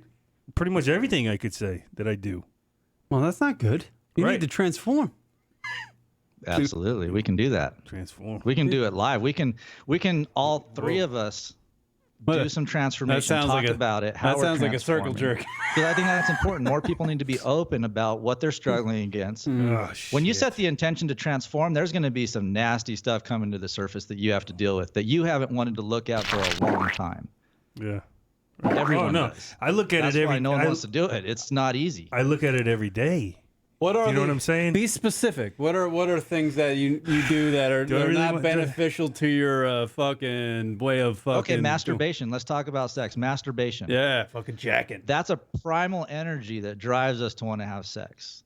Right. And it can be transmuted. That energy of sex, if it gets out of control, can completely lead us away from productivity and from seeking higher intelligence. We just get caught up in like this lower energy, have sex, feed myself, make myself feel good, drunk attitude. I believe the younger generation calls them fuck We've all been there. We've all done that. Yeah. Yes. Well, Kieran's got his on more of a schedule. What? What, masturbation? Yeah. It's a schedule. It's not necessarily going to turn. And I will say this, it benefits me because it puts me right to sleep. So imagine instead of masturbating, let's just pretend or assume you masturbate once a day, which might be light for some people. Not going to mention any names. Once a day, every day, you masturbate. And you say, okay, 3 nights this week, instead of jerking one out, I'm going to take that energy and I'm going to find a book that teaches higher consciousness or that reminds me what am I intending to accomplish in my life? And I read those as affirmations every day. But I'll give you some examples. But wait a minute. While you're looking it up, what his goal is at that moment is to go to bed, release the poison. Yeah, go to bed, release some stress, get a little. I'm going to show you something. So I'm going to put the mic down for a second because this is my book, my journal of transformation. I like to call it a little nightcap. Right. Little nightcap. Little masturbation nightcap. Wait a minute. He's revealing the truth right there. Is that what you do when you take one night off from fucking masturbating? Whoa. Yeah, wait. Holy shit. Hold on, still going.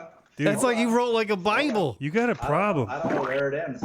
It's pretty deep. Okay, there you go. You ran out. There it is. The story's over. What are you doing? What are you writing down in this book, Brine Zombie? Let me find a couple I'll share with you. Okay. And these are, as you're reading material, the stuff will stick out to you. and it's important to write it down because you can kind of start to track your own progress. I If really you want to need some beer. consciously become a more advanced being, you got to track it. You got to watch it. You got to set it up like any other goal. If you have a goal to make more money, you set the goal, you set the date, you bring it to you. If you want to be a more evolved human being and have more opportunities and have more of the things you want, you've got to set that goal and you got to work towards it. So give me a second. I'm going to find something here. Have you figured out a goal yet to achieve for? I don't know. Like I don't really have any goals. I have goals. I want to, I want to do I like to be entertaining on the show. I want to better myself as a human being. I want to get more financially stable. I want to find a girl that I have you know what you got to do? Some sort of camaraderie with. That's even it's more so than fucking sex. Because sex is just is an addition to a relationship. It's the camaraderie. It's the connection. It's the soul connection, people. That's what I'm looking for. Happiness. I got some goodies. And at least You the guys ready? fucking happiness. Uh-oh, he's going to break it down. I don't want to be a slave to the man, though. I hate getting up to go to fucking work. I want to create my own work. Yeah, go we ahead. are. We've been conditioned to be slaves, and it sucks. Yeah, it does suck. We should, our whole we all are slaves. war that was fought for our country was about establishing freedom. And the ability to pursue that freedom and to find that happiness, that's what the foundation of this country is. That's why so many people want to come to America, because we established that here a couple hundred years ago, that's what you can do here in this land, and no one's going to stop you. Yeah, you're free to an extent. To an extent, for sure. When you start the- hurting other people, we're going to lock you up. When you No, start, but even if you take a doing fucking crazy stuff, take a whatever. loan out to buy a house, you're not free anymore. You're a slave to that lender who gave you the money to fucking purchase the house. Even if some people own their houses free and clear. Yeah, but some even people own their cars free and clear. Even if you own the house free and clear, you still got to pay property taxes. You don't do that, they're going to take the shit away from you. Right. So we're all fucking slaves to the fucking I generating. agree with you. We all, and some of those things are necessary. At least at our current level of consciousness, our current level of evolution, we've determined that those things are tools that help us to keep things organized. Taxes? And that's okay to have things organized. Jesus. But when they preclude us from advancing, and we have people that tell us you can't know yourself on a spiritual level and try to convince you that God isn't real anymore, that's when we should start being worried about why is someone in power that's trying to convince me that God isn't real and that I'm not allowed to know myself. Who's doing that? That happens. Who's doing that? Oh, everybody? You don't see it. They don't say you can't know yourself. It's not direct like that. It's indirect marketing. It's indirect campaigning. Right. It's done subtly, and it's done through an agenda that happens days and weeks and months and even decades down the road. This stuff's planned out. In fact, there was a guy I was listening to, Arthur Thompson. When Arthur Thompson was a kid, he said that if you were called a square, that was a cool thing. That meant you were a balanced person. You were squared away. And they've actually systematically changed that word. Now, if you're called a square today, if you're called a square, that kind of means you're a loser. You're a square. lame. You're a dork. You're a nerd. Right, not fun And to so hang out even over with. the last 50 to 100 years, that word has transformed to mean something negative instead of positive. There you go. And there's a lot of words that's been done to. Like There's a lot of rules that have been put in place that actually limit you from knowing yourself, from being your true self. They completely limit you and say, you can't go over here, you can't say this, you can't do this, you can't be around these people. And if you do, we're all going to laugh at you. And so no one goes over there. No one goes that route. I don't really care, obviously. I'm going that route. Oh, because you're here. I know what's on the other You're here side. with us, right? And I'm going to take as many people with me that are willing to go to that. Brian's trying to get some people to go transform. You on the transforming thing? I have no idea yet. I would actually say. It's fun, It can be really fun to do. So, okay, let me read this real quick. And it's fun. This is, Yeah, just do it there's on weekends. many different flavors of this kind of stuff. But I am now in dominion over my thinking. I am now realizing myself fully as the one in control of my thinking. I am now choosing to think only those thoughts that will bring me benefit and anchor in this new way of thinking fully into my consciousness. I am now choosing to think only those thoughts that will bring me peace and will align me to a higher consciousness. I am doing this easily and through my own intention to know myself. These are little notes you make in your transformation. Oh, these are personal. journal. These are personal notes. Personal notes from Right. the So transformation I set out journal. to do that. So what you do is you set an attention. You claim something. That's a goal. I claim that I am in dominion over my thinking. Claim the pussy. And a lot of people claim stuff. I claim that I'm a millionaire and I'm going to have $1 million. And it happens. And they get it. Some people get it, but some people don't. A lot of people say this process doesn't work. I tried it and it failed. I tried to claim something. I tried to believe that the universe, was full of abundance and can support me and all the things that I want to do, and it failed. It just didn't work. And those people are hurt and scared. And so there's the next step is to acclimate. Okay, so after you claim something, you have to acclimate to it. And what that means is you have to respect, believe, and honor the intention that you set. You have to actually believe fully in your heart that you are worthy of that thing that you claimed. And you have to take the steps necessary to get there. Just because you say it, you got to energize that saying. You got to believe in it. You got to do something every day to work yourself closer to that. When I was 16 years old, I said, I'm going to fly a helicopter. I don't know when, I don't know how, but I'm going to fly a helicopter. I want to be up there in that thing. It looks so cool. It's got to be the most amazing feeling. And 5 years later, I was flying a helicopter. I found a school. I went, I paid the money. I went up in the helicopter, and on the first flight, I had full control of the helicopter flying around in the sky. It was one of the coolest things in the world. And then, I don't know, a year later, I had a $500,000 helicopter in my control that I took out joyriding for a couple hours. Sweet. That was done through intention. Yeah. And I had my CD player in there. I popped in the CD. I had my music on. I had the headphones on. I was cruising, man. I was high on life. What state were you in? That was here. There's a school in Chandler called Quantum Helicopters. Oh, okay. And you just go and you pay money. They'll teach you how to fly. You can get a private rating, commercial rating, but it doesn't matter. I'm not trying to say, oh, look at me. Anyone can do that. You can do that with anything that you want to do in your life. Whatever's important to you, as long as it betters yourself and it betters other people and is done in the right process, then you can do those kind of things. That's what transformation is on that level. There's all different levels of transformation, whether it's the physical plane, whether it's the spiritual plane, whether you want to travel astrally to another planet. I don't even know where to start. People do that. I don't know where to start. It sounds crazy, but they do it. They talk about it. They have these wonderful experiences of going to remote viewing locations, and even like some of the alien contact is done that way. It's done through remote viewing, they call it. And you actually can see images. These beings can put images into your mind that are so real that you swear you're looking at it. And you can communicate in that way. Yeah. But we've been told as a society for a long time that we cannot communicate in that way. You got to be face to face, or at least be on Skype or be on something to communicate. You can't just think and someone in another area know what you're thinking. That doesn't happen. Well, that'd be cool if it does happen. Because that mean a lot of broads would know that I want to bang them. Yeah, that's why they start running. Go ahead. But you think about it. Sometimes you're sitting across a person having a dinner, and you kind of get a feeling of what type of person they are. Right. And in a way, you are reading their thoughts, because on that they're projecting by the clothes they wear, by the way you dress, by the subjects you bring up in your in your conversations. You're kind of telling people and broadcasting what you're thinking. You may not see the thoughts themselves, but you can see the outer layer of it.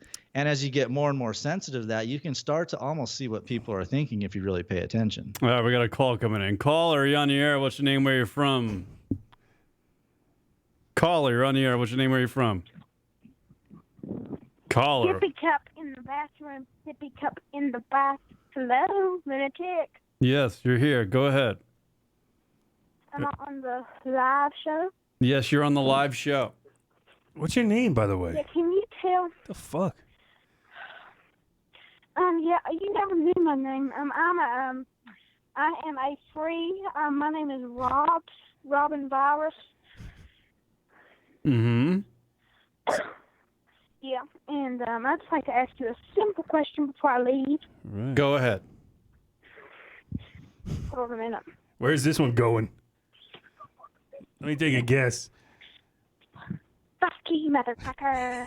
Is that it? I could see that coming. Did you have a question? Brian, I could see that coming. You know what I mean? You're talking about like voices somewhere else. You can almost tell, right?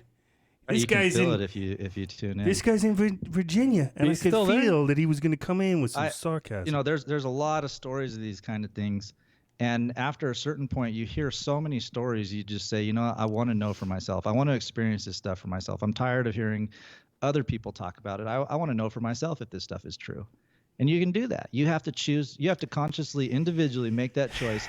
I'm willing to go out on a little bit of limb here and try out some meditation or try to do some remote viewing. In fact, remote Dr. viewing. Stephen Greer has Sounds like CE5, voyeurism. Close Encounters of the Fifth Kind. We've actually made a fifth kind now. Oh, and shit. the fifth kind is to make I don't know the other four. conscious contact with alien beings by going out, into different areas. This really happens. People do this. They spend a week out in the desert. People are really doing this, and they're just sharing doing their peyote? experiences. They're saying stuff's happening, and so what you do is you go out and you project through your own consciousness where you are on the globe. You say, okay, I'm going to project these images out into space and just use my imagination here and just do it as an experiment as fun. And you say, I'm going to show these alien beings where I am on the globe, and I'm going to ask them if they can come visit me or if they can send me an image or if they can communicate to me somehow. Flash your lights up there in space. Just show me you're up there.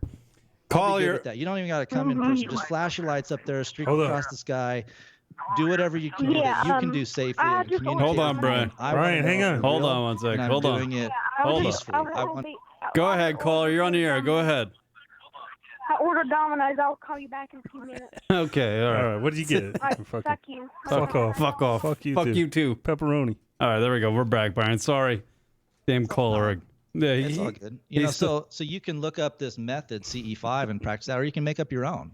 You don't have to follow that one. You can make up your own and say, I want to know for myself. I think that's important to know for ourselves and not take other people's word for it. Yeah. We got to investigate this stuff ourselves and spend the time and energy if we want to know. You can't hear us? Otherwise, we just, better plan on enjoying our ignorance. Brian, can you hear me? That's the only way you're really going to know. Can you hear me? Brian, can you hear us?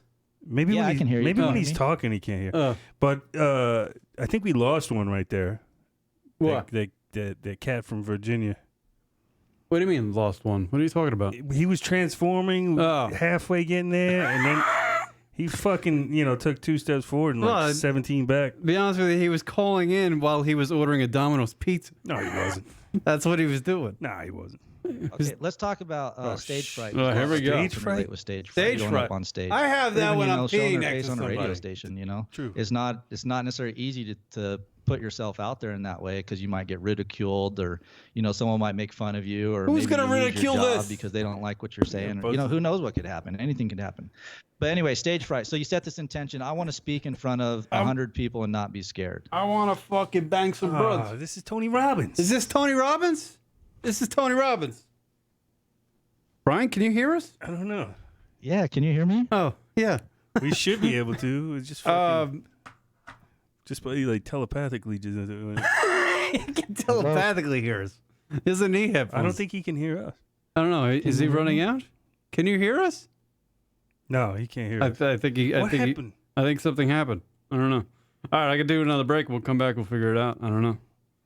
That's all I can do. All right, I think we're having technical difficulties. I think we're transforming into the oblivion mediocrity right now. All right, we'll take a break. More lunaticradio.com. Sure after this. Kieran and Rock. Lunaticradio.com. What is the movie you watch? The horror film. What is the scariest movie for Rock? Boy. Anything with Vin Diesel in it? Yeah. Knock around guys? Yeah. Boiler Room just gives me the shivers. 500. I've been in 500 fights. It used to scare me when I was younger, but I still enjoy watching it. The Gate. The Gate? I love that film. Never seen it. Oh, dude, it's a stupid classic 80s, of course, pseudo horror film. Basically, the whole premise is these kids play a death metal record backwards, and it opened up this gate to hell, and all these little demons came out, and they're killing everybody. It's great. You gotta see it. You can see the whole thing on YouTube. It's in like in 8 parts, chopped up into 8 parts. You can actually watch the whole fucking film. McGillicuddy 2000, watching the show, very scary. It's true. Referring to the lunaticradio.com show.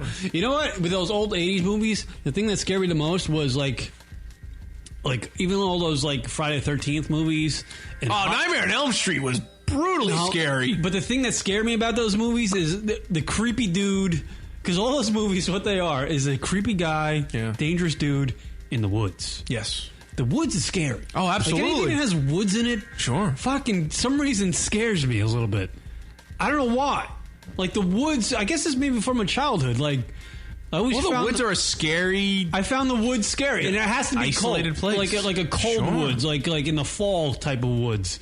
scares the shit out of me. So all those like Friday the 13th and the Halloween when the Michael Myers, the old ones, not the new ones. And Blair Witch, that was scary. Blair Witch pissed me off. I know. Fucking A, man. Did they make a Blair Witch 2? I think so. No one even heard about it. They made a killing on the first one. I haven't seen any of those Paranormal Activities, but apparently they're good. I'm going to see them. They're on the flicks. Yeah, but you know, like the vibe, like when that first came out, people thought it was like kind of real or something, and then they found out it was fake. And they're all fake. People want real shit. They want the illusion that it's real. You know what I mean? That's what Blair Witch had. Like Blair Witch, when they were promoting it, they gave you the illusion that it was real.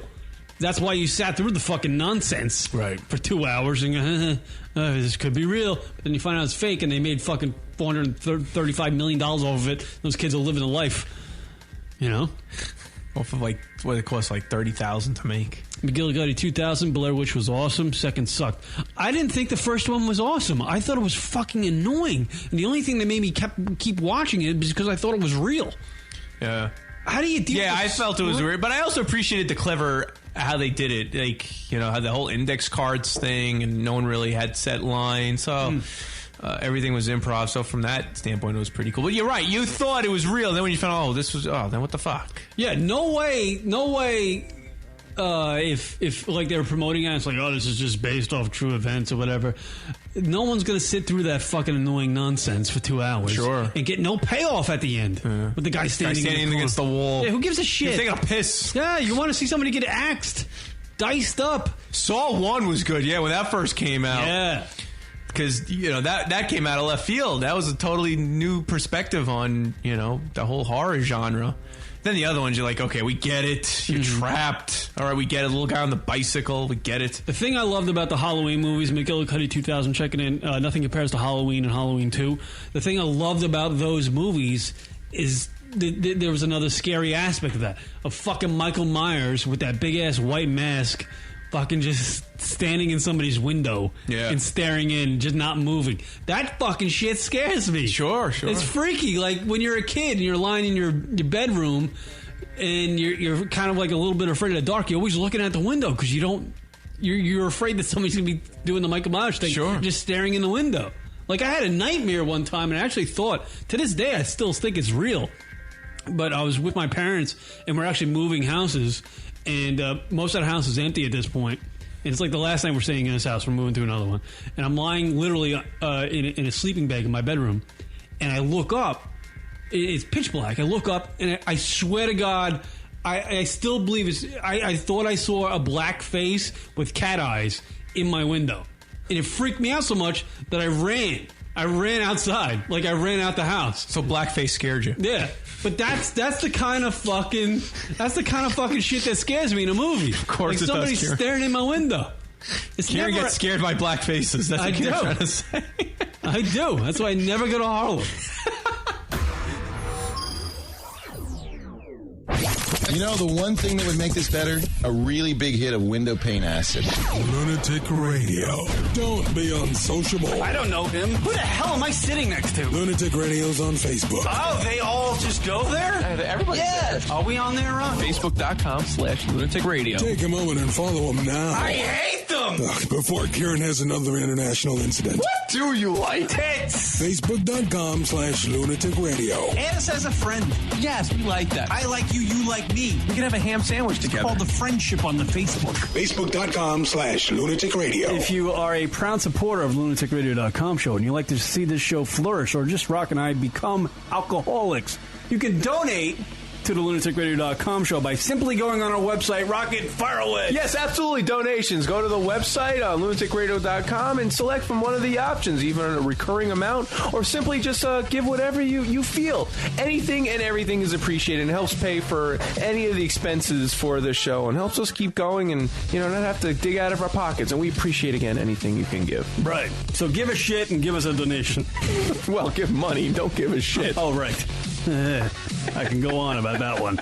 So log on to the lunaticradio.com website if you would be so kind and give us a donation. It would be great. Absolutely. Thank you. And thank you from the bottom of our hearts. Yes. From the lunaticradio.com show. Now back to Kieran and Rock. They may suck, That is all. What up, everybody? Back from break. Technical issues solved. Everybody's talking out in the there's Brine Zombie. Welcome, Brine Zombie, to the show. If you're just scanning through the show on podcast, Brine Zombie is go ahead, you're on, Brine. Yeah, we're gonna switch gears because I don't know. I think my brain's at gridlock. I don't know what to believe anymore. But it is very interesting. Show transform. How Brian's brain is very, very analytical. Like I always say that Leroy Jenkins is very analytical. Always psychoanalyzing stuff and always trying to get to the deeper side of meanings of why things happen the way they happen. But I feel like Brine Zombie is on a fucking different level than you and I can ever go to. Yeah, right. But Brian would probably tell us that we're just limiting our thinking because actually as beings we could fucking dive deeper. Yeah. We can go deeper than we actually think we can. But to you and I, you just read my mind. But yeah. You and Kieran, maybe I'm fucking drinking the Kool-Aid. Me and you, right, are not really interested or in expanding our. Yeah, because we're content. I wouldn't say disgruntled content. No, we're just like, you know what? I gotta pay the electric bill tomorrow. I can't think about this right now. You know what I mean? That's what we're thinking about the minimal the next problems we have to see the next day. Right. Like what's my next objective I have to do? What I have to pay my cell phone bill on Tuesday, so I got to get that out of the way. Then there's another obstacle. Take the kids to school. Or it's just you're a fucking mouse on one of those little things in a cage. That's what we're doing. Yeah. That's our life, and that's in Brian's thinking, I would say that's not a life. You need to transform to get rid of all this shit. Free yourself. So this stuff is not even like important to you anymore, and then you're truly free. I think that's what I grasped from the last hour or fucking 2 hours of show we've done. I don't know if you could do that, Kieran, because you're so invested in the show. Oh no, this is my freedom right here. Yeah, but this is keeping you down. It ain't. This is. I'm married to this show. I live with this show. It's a ball and chain. I've banged this show. I have sex with the show. I do things. I finger bang the show. I do everything for the show. This is what 20 years I've been doing this. 20 years. I'm married to it. This is my freedom. This is my happiness. This is my transformation. There you go, Brian. Look at that. I'm using Brian's terminology now. I think he's like a pastor at a church. He's getting into my head. Yeah. There's a lot of hope left for you, Kieran. Did you give Kieran a new vocabulary word? I literally thought he was going to say, "Peace be with you, my brother."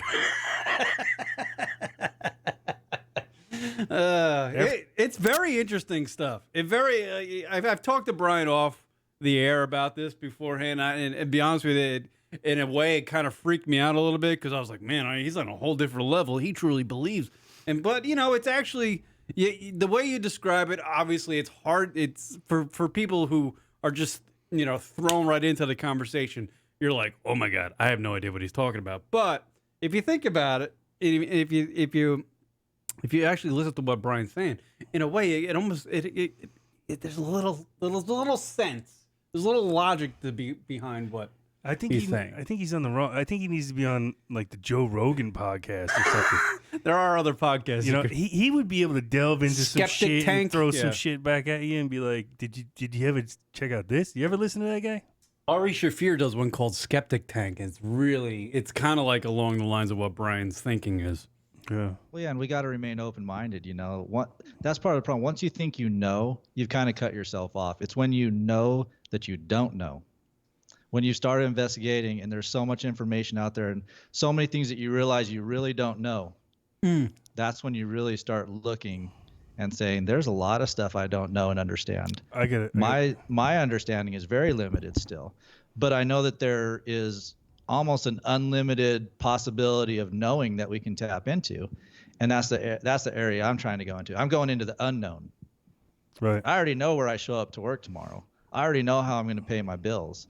I already know, who my daughter is and what times I have her, and how to be responsible. Those are things we know, but there's a lot of stuff we don't know. And if anything, I would just encourage people to not be afraid and to venture out into the unknown and go to what calls to them. If meditation isn't for you, if yoga isn't for you, then find something else that is for you that allows you to experience yourself on a higher level. I can only think that allows you to see there's more possibilities in this life that are still available to me. I'm not going to give up. Keep going. Go ahead, Leroy Jenkins. I can only think of like one thing, and it's like probably smoking weed. And I don't do that. It's been a long time since I've done that. So maybe Biggie Smalls was trying to teach us this back in the day when he uttered the lyric, "You don't know, now you know, Negro." That's what he said. Yeah. You don't know, now you know. I don't know. That was a bomb. Hold on a second. Hey, here's the deal. When life gives you lemons, just say fuck the lemons and bail. That's kind of my philosophy in life. Yeah. Well, no, that's good. Yeah, you don't have to do what everyone's told you to do. When you have a problem, we've already been told what to do. Break out of the box. Try something different. Especially if you keep coming back to the same problem and you're not getting results, you got to try something different. Maybe this is the transformation mantra right here. Hey, here's the deal. When life gives you lemons, just say fuck the lemons and bail. Maybe that's it. That's all we need. I don't like lemons. I don't want lemons. Fuck the lemons and bail. Yeah, it's just very interesting. I don't know. It's fun to talk about. It's fun to just try to. We're goofballs on this radio show, so to have this type of discussion being the mainstay of this particular episode of the lunaticradio.com show, it's something totally different than what we ever do. We just talk about dicks and pussies and what's in the news. That's it. That's all we do. This stuff is fun. Is in the news. If you watch, this stuff's becoming a little bit more accepted, a little bit at a time. To what and scale? We're slowly transforming into talking about these things. And science accepting some of these vibrational type medicine, vibrational principles. We have vibrational medical devices. How do you think they take a picture of a baby inside of a woman's stomach? That's all done through vibrations and sensing equipment. And so science has explored some of these things that we're talking about, and there's a lot more to explore. We're not there yet. It is just, well, I feel like, I don't know. I don't even know where to go, really. I feel like we're just all going to, We would have to do this podcast every day of the week for 15 years for us to get to the first step of transformation. That's what I'm thinking. But I figured Kieran thinks no way. Kieran, the first steps are so easy. Oh yeah. Yeah, she should go down to the fucking alley. It's continuing once you get knocked down. Once you meet once this you guy start named trying Joe to learn and you about blow aliens and talk about them, and your friend says you're stupid, and then you just give up the search, that's when you lost. You got to keep going. You got to keep. If you think it's something that you want to learn about, then who cares what anyone says? Oh right, yeah. But time, there are a lot of constraints to being able to do stuff. I mean, you did talk about that, but whatever. Yeah, those are mostly self-inflicted choices. You can change those. Decisions that you Choices. make, right? Speaking of guy who needs to transform, it's Tom Cruise, because apparently Judd Apatow. I'm switching. I'm doing a segue. Judd Apatow was on the Late Show with Stephen Colbert. Yeah. He was telling a story about how Tom Cruise, That's right. who is the guy, one of the head dudes of fucking Scientology, he didn't know that internet porn existed. Right. Tom Cruise did not know that internet porn existed. That's because, if you're a Scientologist, I don't think you're allowed to look at the internet. But how do you know? I mean, you're Tom Cruise. You've been in 75 fucking movies. How do you know your life, your livelihood is built on entertainment? And you would gotta know that porn exists on the internet, and you can just go watch it. Well, he probably thought it was still on VHS tape or something. Here's the clip from Stephen Colbert show. Judd Apatow describing the story about talking to Tom Cruise, having a meeting with Tom Cruise. I did once have a meeting with Tom Cruise. Wow. I have not had one of those. Wow. And it was, he's a very, very nice man. I got asked to meet him. He was looking to potentially do not an action movie, a romantic comedy. Okay. And we were shooting Knocked Up in 2006. And I said to Seth Rogen, I have a meeting with Tom Cruise. You have to come with me. And no one knew who Seth was. He wasn't famous. He was just a dude with me. And so I said, someone needs to witness this. So we're talking to him, and I don't know how it came up, but it usually comes up with Seth, where he starts talking about marijuana and pornography. Marijuana and pornography. Yeah, those Okay. two subjects. Sure. And he starts talking about watching adult films on the internet. And Tom Cruise goes, "What? Wait, you're saying there's adult films on the internet?" And Seth's like, "Yeah, there's all these movies on these websites." You think that's Tom Cruise just being a schmo? Like, No, I don't think it is. I think he's probably on his own plane. Doesn't realize it. He's too busy. He's on his own plane, right? He's on his own river of of life. Do you think Brine Zombie? That's an example of somebody who has transformed, meaning internet porn is no longer important to him. He doesn't need to know about it. He doesn't know where it exists. He's living a completely free life. Tom Cruise, your opinions of him. Go ahead. Boom. All right, so I think that's a good example of how our experience is determined by our environment. And we're kind of programmed by our society. And so you asked earlier, what does it look like after we've made this transformation? Right. What does that look like? What does it look like? We get to decide. Oh. That's the shift in paradigm. Right now, we don't believe that we really get to decide. We kind of get to decide what we do on a daily basis, but we don't really get to decide the world that we live in, if there's porn or not. You know, that could be a decision that we make. There's not going to be any porn in the new world. Yeah, right. Maybe it just doesn't benefit us. Maybe it's just love making. We're all free. We don't need porn. We don't need, we're all free. We're all happy. We don't need porn. We need love will exist. We'll all just be fucking hugging each other and growing our armpit hair out and shit. Even the way that we view porn, or you could even just say the body, is a lot different in our country versus other countries. You go over to France or some of these places and you go to the beaches and they got nude beaches and it's no big deal because no one has given breasts such a big deal over there. I mean, yeah, they're part of feeding a baby after you have a baby. They're part of the feminine beauty, but we make such a big deal of it that we weird out when we see breasts in America. We think, oh, we can't look at that. And we teach our kids, don't look at that. It's jaded. It's evil. It's wrong to look at breasts. And so, it becomes this weird taboo thing, but we've done that as a culture to make it taboo. And it could be a very beautiful thing. Like, it's just a woman's breast, it's part of her anatomy. It's beautiful. Hey, Brian. Yeah. What do you think of Jaden Smith, Will Smith's son? I don't know. I've seen him. I've seen him in some movies and stuff, but I don't really know much about him as a person. Oh, okay. Because I think he's into the he doesn't. I think he claims that he's not. He's like asexual, or he's not really like a human being, or something. He's like in that deep kind of thought process of I don't know.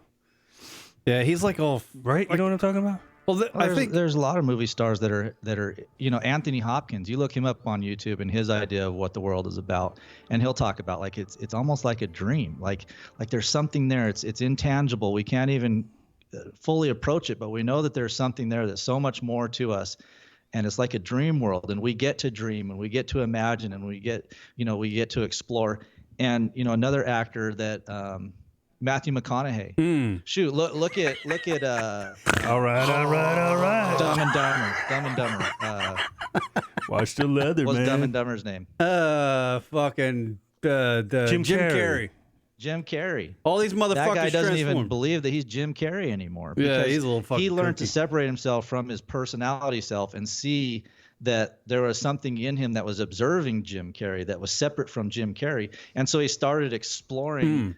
This thing, Jim Carrey, what is that? That's a personality self that he made up through his whole life, and he was able to let it go and expand into something much bigger now. And that guy's, pretty enlightened compared to when he was doing movies like Dumb and Dumber. Just you look, his whole being is different. He has transformed himself. You look at that guy now; he has transformed himself. Here is a clip from. I'm doing some news here, people. We're gonna squeeze it in amongst the knowledge Brian is spewing over there.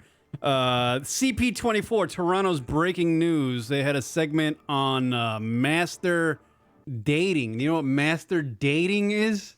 Leroy Jenkins? Separated by one letter. Master dating. Give a shot at what master dating is. You take the D and you replace that with a B. What do you got? Master baiting. You know what that is all about. Master dating. Let me think.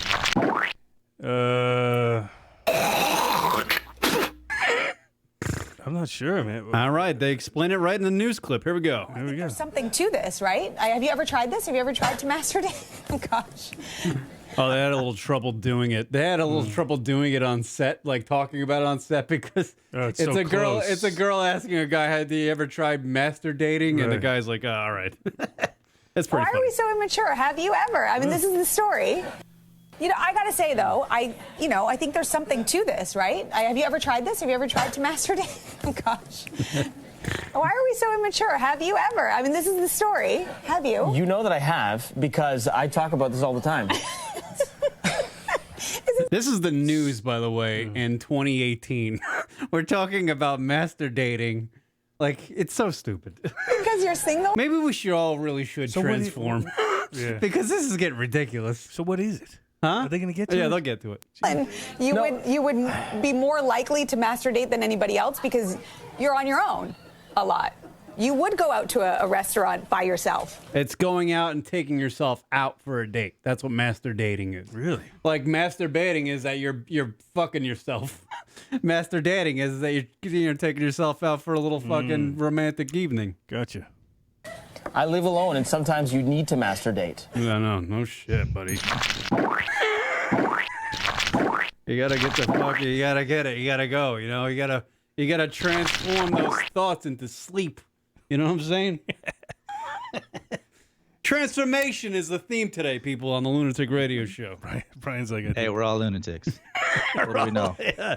This is the perfect title of a show you should be on. You know what I mean? I mean, you almost have to be a lunatic to believe some of this stuff. The world will tell you you're a lunatic if you believe some of this stuff. If you told me 20 years ago there would be actually a thing called master dating, I'd be like, what? What are you talking there about? isn't a thing. That's not a thing. It's just, it's a punchline, don't you think? Yeah, it's a play on words. They just made that up in the news.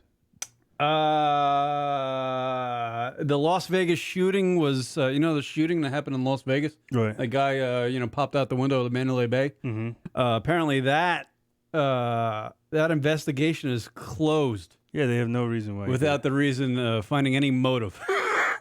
So that's good. That's another idiocracy fucking goddamn bullshit shit. That's crap. The guy pops out a window of a fucking casino and shoots like 300 people. Mm-hmm. How do you not find a motive in that? And he was wealthy too. He's like a millionaire. Yeah, and he brought in like 80 guns. I'm pretty sure it had to do with the societal influences, right? What is that? Is that some sort of Illuminati fucking distraction bullshit? What is that, Brine Zombie? What is that? Explain the Las Vegas shooting and there being no motive. I don't get it.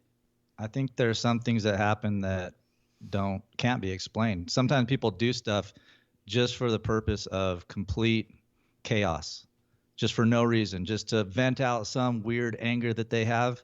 I'm not saying that's what that was, but people do that. They just feel like they want to explode inside. Was he because no one's listening to them, no one's paying attention to them. They're trying and they're trying, they failed, and so they blow up. Right, but that's on part the of what happens. But on the the Illuminati-ish type thing, do you think that Las Vegas shooting and the police organizations not finding any motive to him or to why he possibly wanted to shoot all these people, do you think that's just some sort of like a cover up, like he really did, but they right, just don't like wanna some say it? sort I of don't know. conspiracy I think that's type stretching thing? pretty far to try to link that, but Like it could. Who knows? I always think, you remember like when Trump met with Kim Jong Un in fucking over there by North Korea, and they had that like little meeting. That meeting happened on the exact day when net neutrality was abolished. Meaning, net neutrality was abolished. That gave the power or the right for all these big bandwidth, these cable companies, these the TV networks or people that provide streaming to harness it and control the internet. It gave power to big companies to control the internet. Basically, that's what it did. Yet, on the day that went through, Trump was over meeting with Kim Jong Un, and all the news networks were paying attention to that and not paying attention to the fact that the internet is no longer free, starting today. When Trump is meeting with Kim Jong Un, the media doesn't. That's happened today, like today. No, like back when the day Trump met Kim Jong Un for that fucking meeting over there in Singapore, wherever the hell it was. That day, net neutrality was abolished. They got rid of it, meaning it gave power to these cable providers and companies to harness and throttle down bandwidth or control the internet, pretty much. Or even what is searchable on their network. Basically, edit it. It gave ultimate power to big companies. That's what it did over the internet. I think the Illuminati will try to gain control over everything. Fuck yeah. The internet, money, oil, right? Where you live, where you don't electricity, live, and air. To bring it back to the alien thing, there's something that, and I don't even know if they call themselves the Illuminati anymore, but there are groups of people who meet together and who have an agenda, a worldwide agenda to take over the world. And here's how aliens come into play with it. See, if you have alien technology and you've reverse engineered it and you have spaceships of your own, okay, we're talking underground, government, corporate affiliated people that have spacecraft. I'm talking interstellar spacecraft, not just fly around in the sky and look like an ET craft that actually can leave the solar system. And they have energy systems on them, all this stuff. So if they have a bunch of these, they can stage an alien invasion and make it look like extraterrestrial beings are coming to harm us, when really it's just man-made, operation set up to take over the world. Because if they can unite the whole world in a cause to go against the aliens, now they control all of us. That is the biggest secret of all secrets that this group is trying to conspire on. And it sounds absolutely crazy, and it is absolutely crazy. But there's people trying to do that, and they have an agenda to do it. And, they're going to try to roll it out. And the more people disclose it, we're going to bring it about quicker in a sense. But I think the hope of the people really leading this project is to get the word out there so we're not fooled by it. So we don't see this alien invasion and think, oh, this is really aliens trying to attack us. Because they would have already done that if they wanted to do that. But there's going to be a man-made alien attack, and they're going to try to use it to take over the world. Robots? AI? Artificial intelligence that looks like little alien beings will come out of these ships, and you'll think it's an alien, and it's not. It's a little biological, artificial intelligence type of device that looks like an alien being, and they'll be behind the scenes. These people will be behind the scenes controlling all this and making it look like extraterrestrials are evil and they're here to hurt us. And they might even fire off some of these weapons and hurt people to make it look like extraterrestrials are doing it. That is the biggest of all conspiracy theories. And if you look at movies like Men in Black, and you start to think, okay, was that just a movie, or was that a rollout of programming to desensitize us and to make us think aliens are evil? If you look at media campaigns, they roll out little bits here, little bits more. I went to that movie premiere, Men in Black. It's pretty cool. All right, I got more news. I got to do more news. Let's get back to the news. I got to get this out of the way. We got to press this so I can get some news theme going here. There we go. News. Back to the news, everybody. Man behind 3D printed gun shrugs off bad things that could happen. Meaning there's a guy who's head of a group who wants to post online the blueprints to how to 3D print a gun. Yeah, it's like a gun stock. It's like a part of a gun. Right. The head of the Texas group who wants to distribute blueprints online for 3D printable guns that evade metal detectors or untraceable downplayed security concerns over the weapons, saying that there are social costs for uploading the right to bear arms. Here's the guy on one of the Sunday news. This is the head of the group. You'll hear him. He's kind of like a little douche.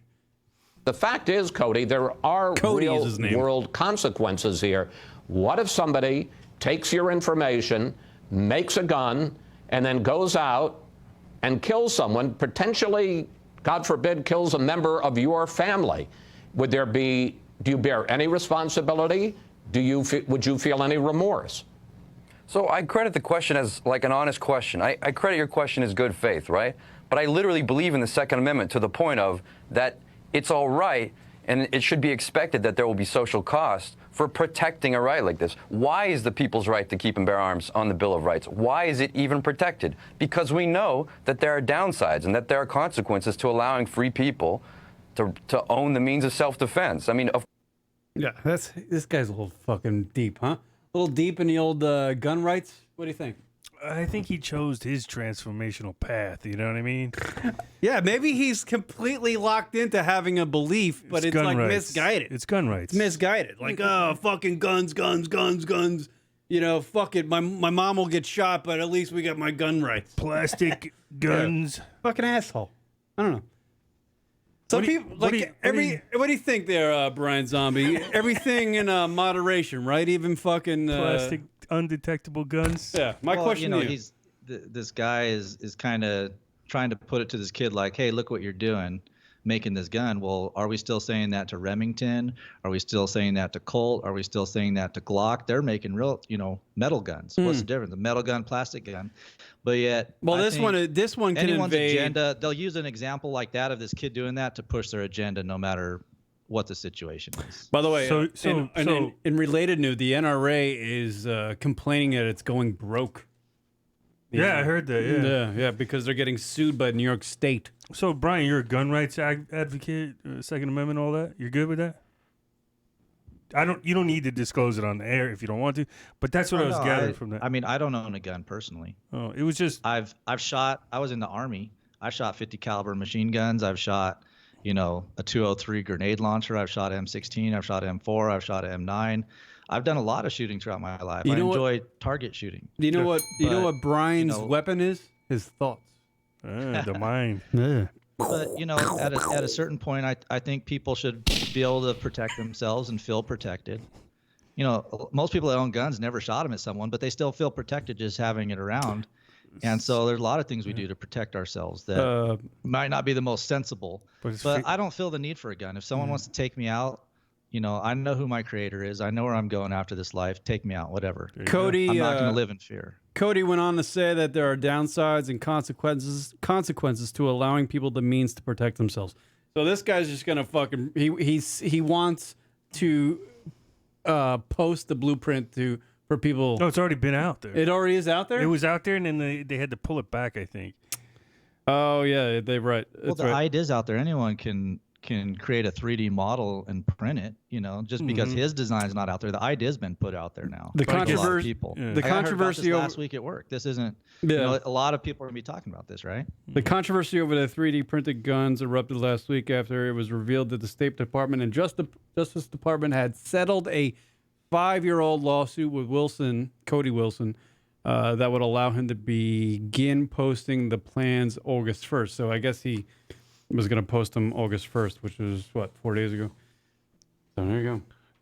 That's that news, everybody. What else you got? I got Johnny Manziel. You know who Johnny Manziel is there, Brine Zombie? No. Johnny Manziel. He is a quarterback from the Texas A&M, and he was a highly touted Heisman Trophy winner. Drafted by the Browns. Drafted by the Browns into the NFL, and then he's like, you know what? I want to do a little of that transformation. I want to do a little bit of that Molly. Yeah. I want to fucking. What's he doing, Molly? I don't know what he was doing really. All I know is that he was doing drugs or like smoking a lot of weed and then going to Coachella, and apparently he didn't want to. He didn't want to play football anymore. He transformed to the Canadian Football League. Yeah, and then he fell out of football for a while, and he got arrested a few times, I believe. And it sounds kind of like the guy that transformed to gaming from dating a super hot bikini model or whatever, or weather girl, and he transformed himself into a gamer. Right, Douglas Martin. Douglas Martin. That takes some dedication right there. Anyway, Johnny Manziel actually was picked up by a Canadian football team, the Argonauts or whatever. Argonauts, whatever. He made his first start for the Argonauts at quarterback, and this is how it sounded, everybody. And here's Johnny. Pressure on right away, and he's picked off right away. His first pass is intercepted. That's not the start Johnny wanted, to say the least. First and 10 from near his 50. Here's the blitz. Manziel escapes, and escapes again. Johnny tossing it out, and it's picked off. Johnny Manziel's debut not going anywhere near the plan. And Manziel goes deep, and it's picked. Manziel retreats, and it's picked again. His fourth interception. There you go, Johnny. I got a comment about that. Go ahead. He's kind of went to the pinnacle of the NFL, right? Now he's starting back at the Canadian Football League. You might as well throw 4 picks, right? Right. Because the only way to go from there is up. Right. You got to start at the bottom to make the transformation to where you want to go. Does that sound good? Right. Maybe Johnny. I'd be curious why he did it. Like, what are his words? Why has anyone asked him why he did that? Why he threw 4 picks? I think because he sucks. Yeah, why he made that change from NFL to? Because what's his story? They got rid of him because he was drinking and boozing and getting. But yeah, you not the team. What in Johnny's mind led him to go? You know what? I don't want to really play. I want to focus on my career. I want to focus on this lifestyle, carousing and being getting the broads and doing drugs. A womanizer. The nightlife. Yeah, he was out there partying. He was He allowed misguided. himself to get distracted from his goal. Right. I don't know if he had a goal. Maybe his goal at that moment though was to get pussy. Maybe he had pure talent. He had talent that got him there, and he never really had a goal. So getting to the NFL wasn't really a goal. It was all about getting money so he could, continue his lifestyle of debauchery. Right. Did we ever do the story of the 2 Georgia police people who used the flip coin app? Yeah, we did that. We did that one? 2 weeks ago. All right, then fuck that story. Well, those people were fired, by the way. Really? Those 2 ladies were fired. Oh, that's a shame. I don't know if you heard that story there, Brine Zombie, but 2 officers pulled over a lady who was speeding, and they went, they questioned her while she was speeding, this and that and the other thing. And the lady was just like late. She had to get somewhere. The 2 police officers returned to their squad car. One of them took out their phone and brought up the flip coin app and flipped the coin basically on their phone to whether or not they were going to arrest her or not. Oh man, that's sad. and it came up to where they weren't going to arrest her. See, but they arrested that brings her. up They a whole arrested her subject anyway. that's kind of sensitive with me. Is you get these people in a position of power where they have an effect on another person's life. And then they just nonchalantly just make decisions and not care. And people got to suffer those results. You're talking about fines. You're talking about this could be, a single parent that doesn't have much money, or now someone has to go in and work overtime. It changes things when people make those decisions, and they do it out of fun and don't realize. And I'm not just talking about just this situation. There's a lot of people in public positions that have been given power to a certain extent, and they misuse it. Well, karma works. And that's just wrong. You believe in karma, I'm sure, right? Absolutely. Because, obviously she got pulled over for excessive. It was a felony speeding ticket, I believe. Anyway, they ended up getting fired, the police officers. She ended up getting her case dropped. So it's like it never happened, except for the cops got fired. Yeah. Well, Don't you believe, though, that within this society today that we live in, and the social media and how people jump on the bandwagon of wanting to see people fail and suffer consequences, that people need to maybe use it as a teachable moment and kind of not by firing them, right? You expose them, but I don't know if the people need to just be publicly stoned or thrown out. Yeah, they messed up. Give them a second shot to maybe not fuck up again. Like, think about, I know what you're saying too, Brian, is that they're in a position of like making life decisions for people, but I also think that I was telling Kieran this too. They're in a position where their day is pretty mundane, I would imagine. There's probably a lot of fun parts about it, but you probably have to make that job as fun for yourself as you can. Because you're dealing with a lot of, like, bad parts of society or stuff that happens that you don't really, they chose to do that job. I understand that, but, you're having experiences in life that probably are pretty monotonous. It's like you're babysitting, I would imagine, all the time too. You're dealing with a lot of like immature stuff.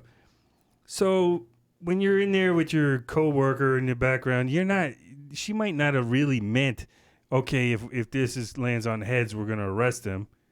She might have just said, as a joke to her partner, you know what I mean?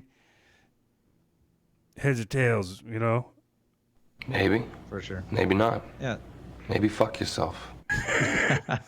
Yeah, I don't know. I think it's I don't know. obviously probably But, not the best. it goes back to just being conscious, being alert whenever you're making a decision.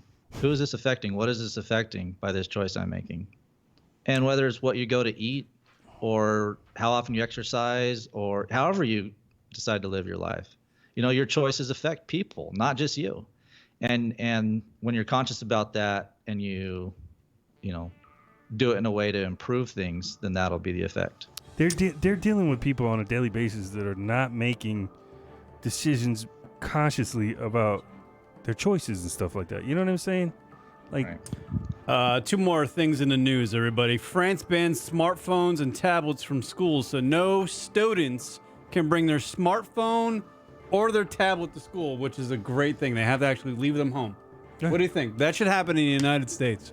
No, from kids ages from 5 to 15 can't bring... Yeah. AR-15s are okay. Yeah, but no smartphones or tablets. Right. Guns, okay. No tablets or phones. Right. And that's where I'm standing on that. Finally, I don't know why I wrote this down, but Iggy Azalea poses nude to promote new music, which is where we're at with female pop stars. They have to get naked for us to pay attention to them and possibly, on a whim, listen to whatever song they created. That's where we are with this fucking pop star bullshit. So that's it. That's all I got for the news, everybody. Yeah, that Iggy Azalea thing really annoys me because I don't know why. Because she's not even that like famous of a pop star, but she totally is just being like, "Here's my titties, here's my ass. I hope this grabs enough attention from you so that you might possibly go listen to my music." And maybe a download or two will happen from that. You know what? Here's my take on this whole shit. Not like, here's my talent, here's my rapping ability, here's my personality.